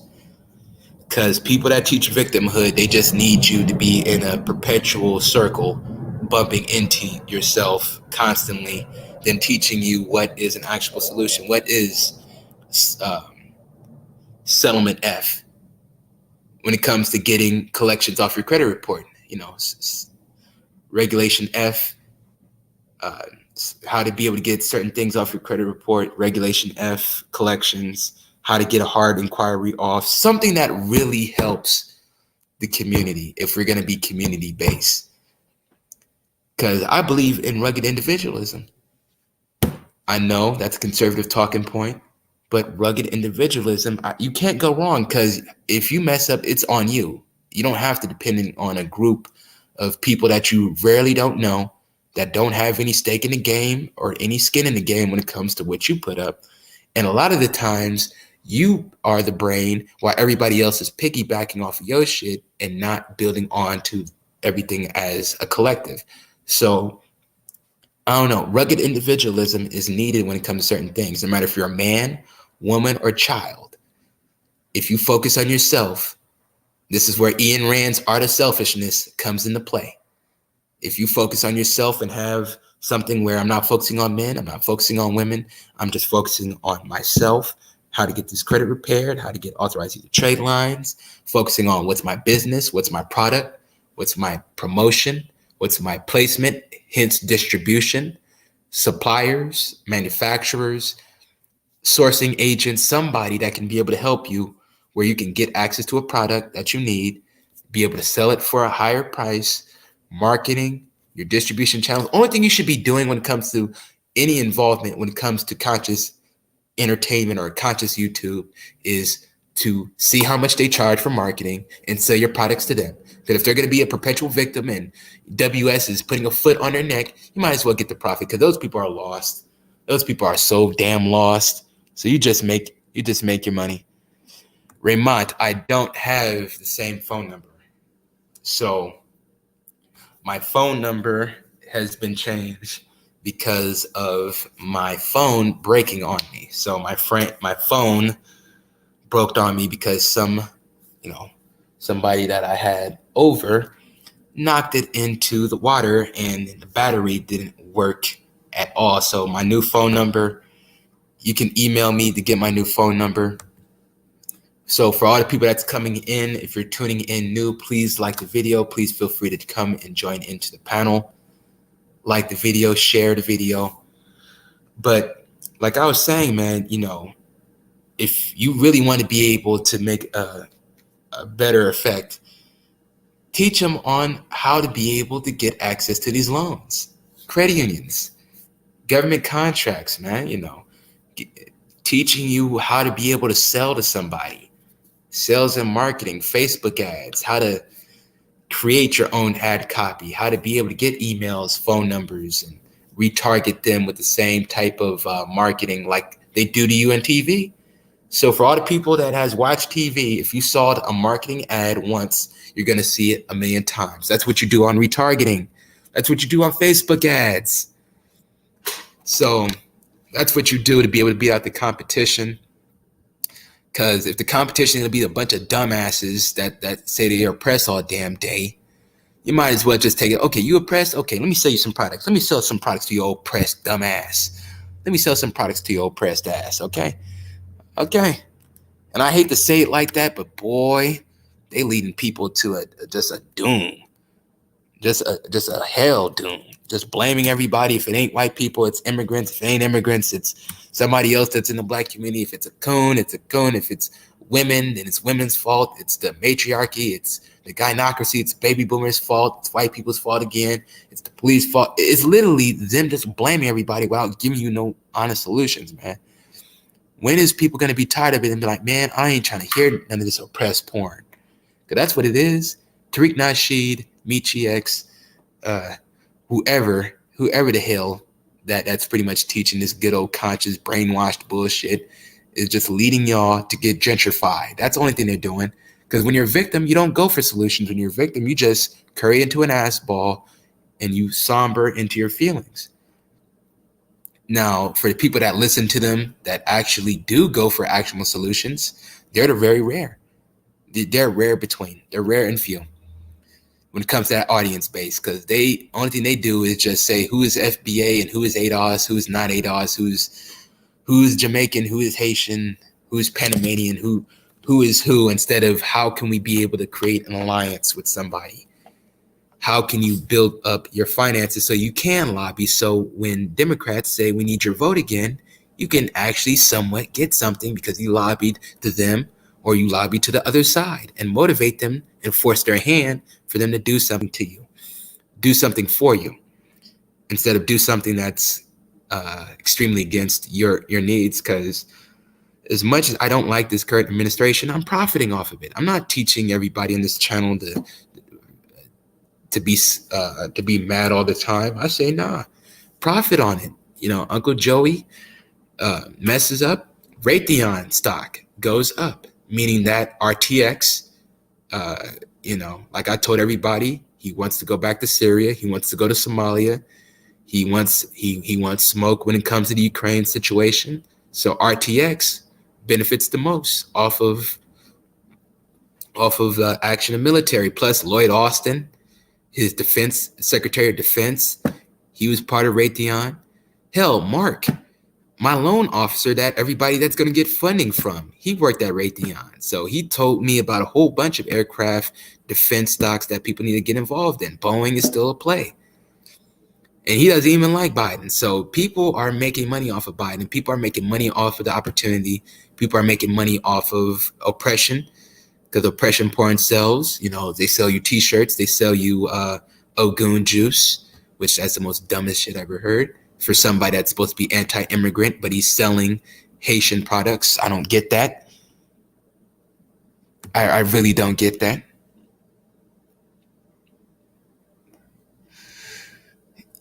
Yeah, that's true. Yeah, that's true. Entertainment sells more than financial literacy. Unfortunately, for there to be few, they are wealthy. But see, they call the ones that did pay attention and are wealthy, they call them Illuminati. They call them devil worshippers when they don't even have no affiliation to that stuff. So they get blamed, even though they're the ones that paid attention in school. Those are the ones that actually understood what credit utilization means.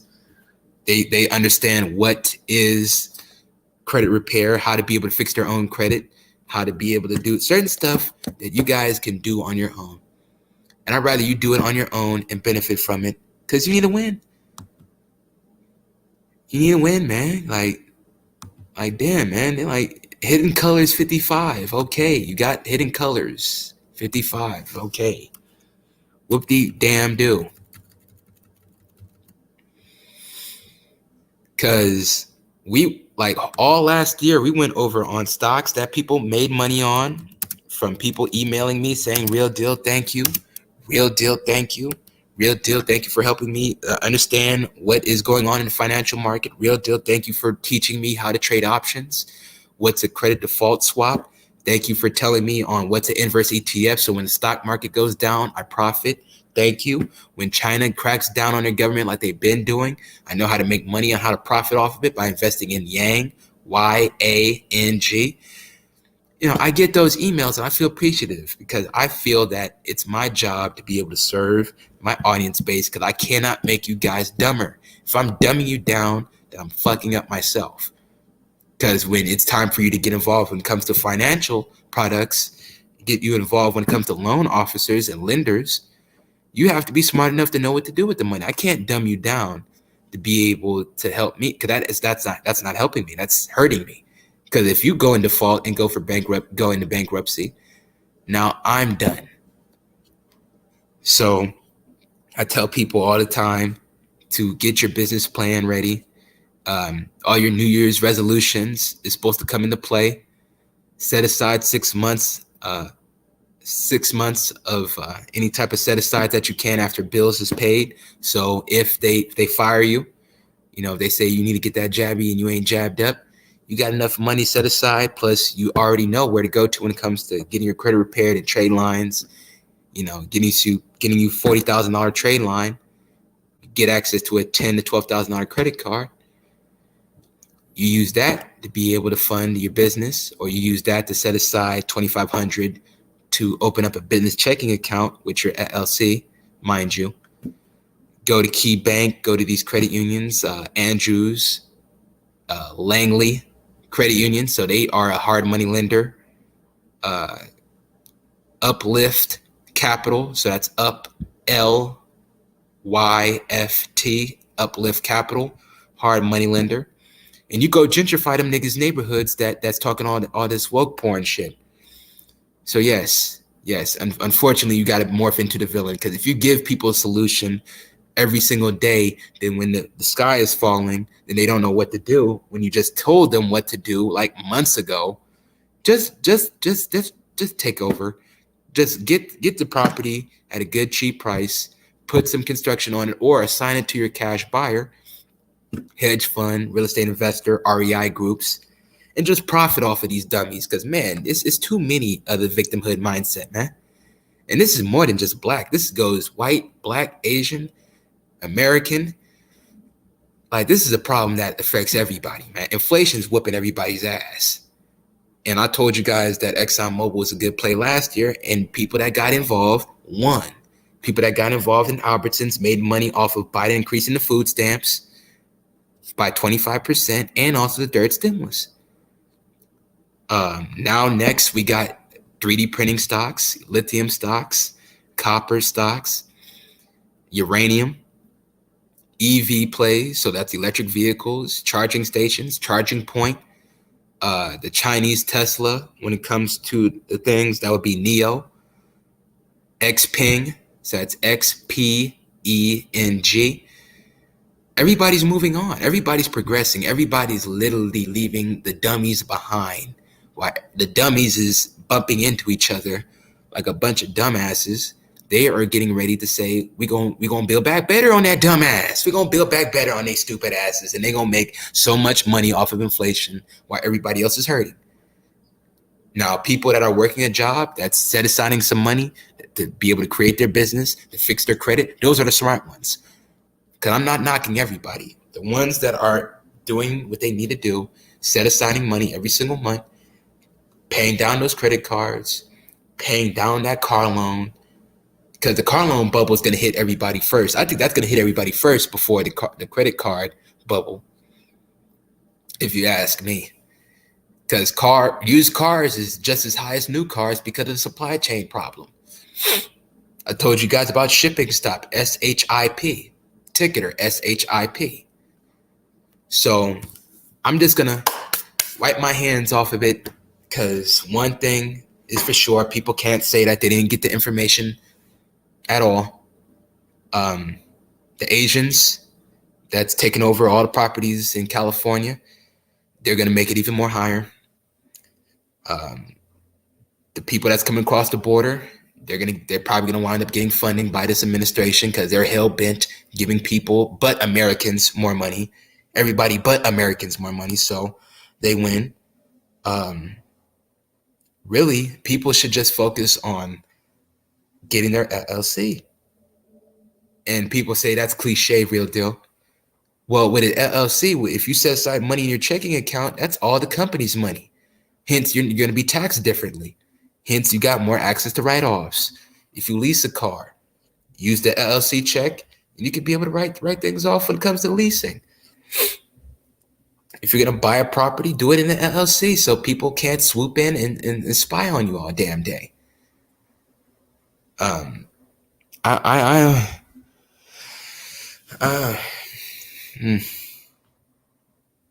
But for anybody that's coming in, this is an open panel, man.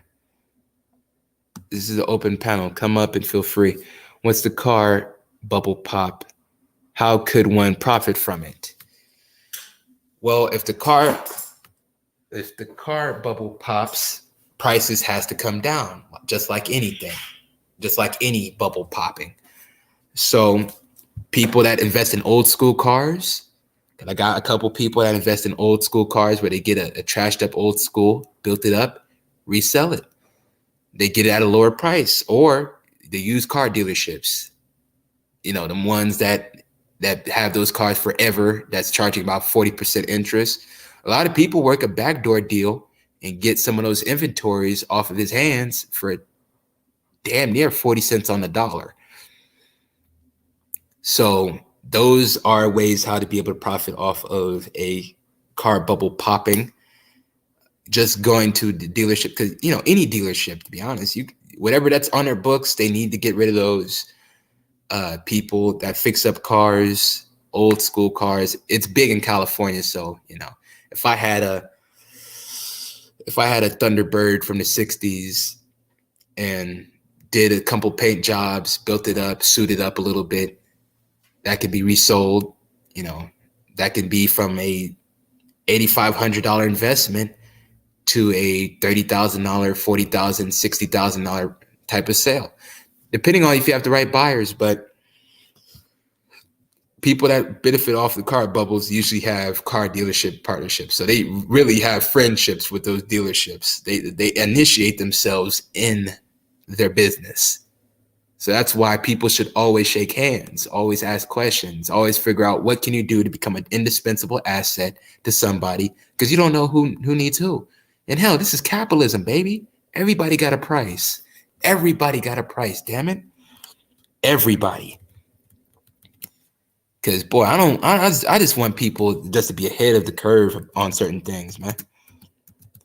Because a lot of people that's behind on the curve, they get washed when it comes to problems like inflation or interest rates rising or unstable dollar or catastrophes, natural disasters. You know, that's where people that are focusing on what are the market indicators are doing, looking at barometers, looking at the used car sales price, because that's how people monitor how strong is the car industry, the car sectors, is looking at those data points.